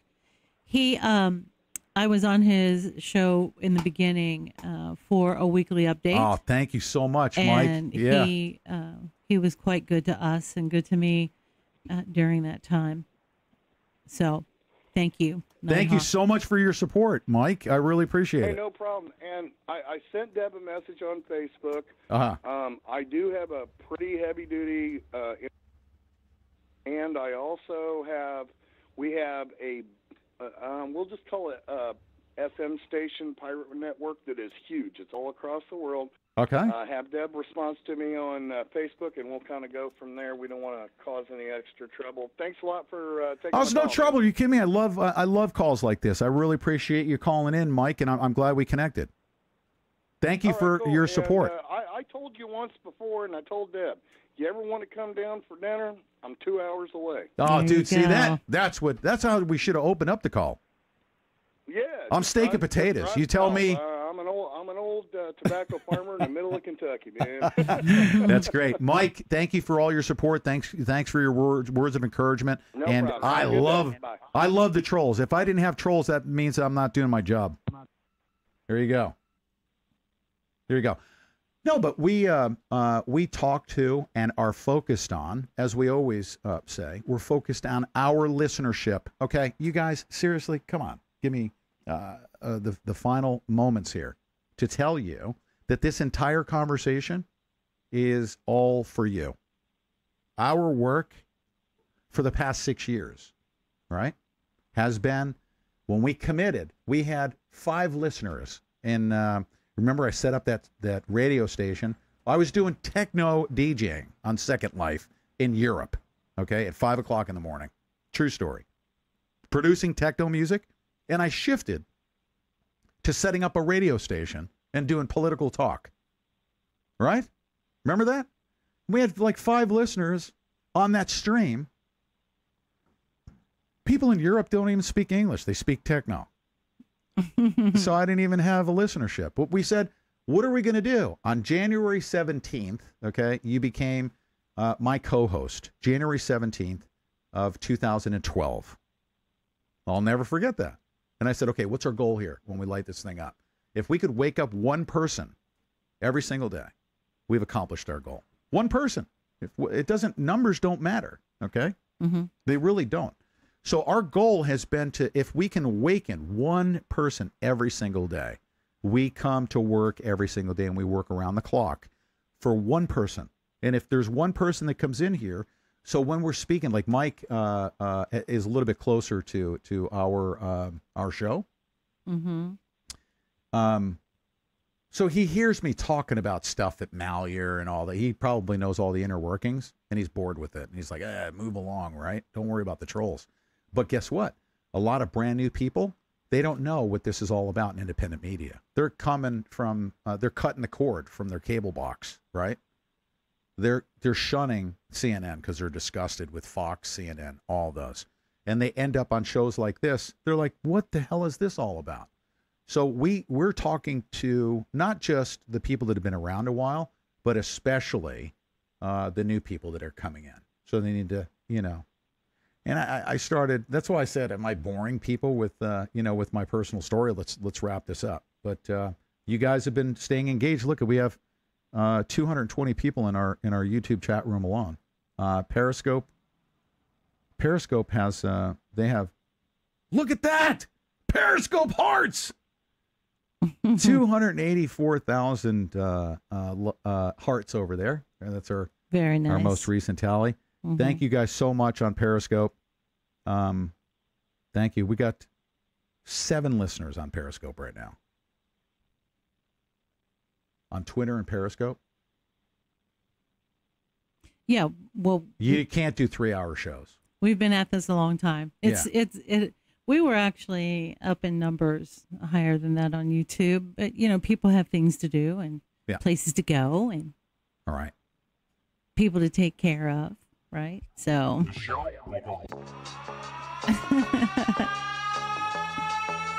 okay, you guys. It's an educational process, right? Support our sponsors, Brother Doc's, in the links below. Brother Doc's beef jerky if you like beef jerky. VPN services, right? With Virtual Shield. And guess what? Now's the time for us to go against the deep state, right? One of the best books documented against the deep state. Arrowtotheheart.com. Arrowtotheheartbook.com. Arrowtotheheartbook.com. Link will be in today's description. Go get an advanced copy of that as soon as possible, and I'll be having Chris Courtlander on the show. We'll be giving away also autographed copies of his book. All right? Bye, you guys.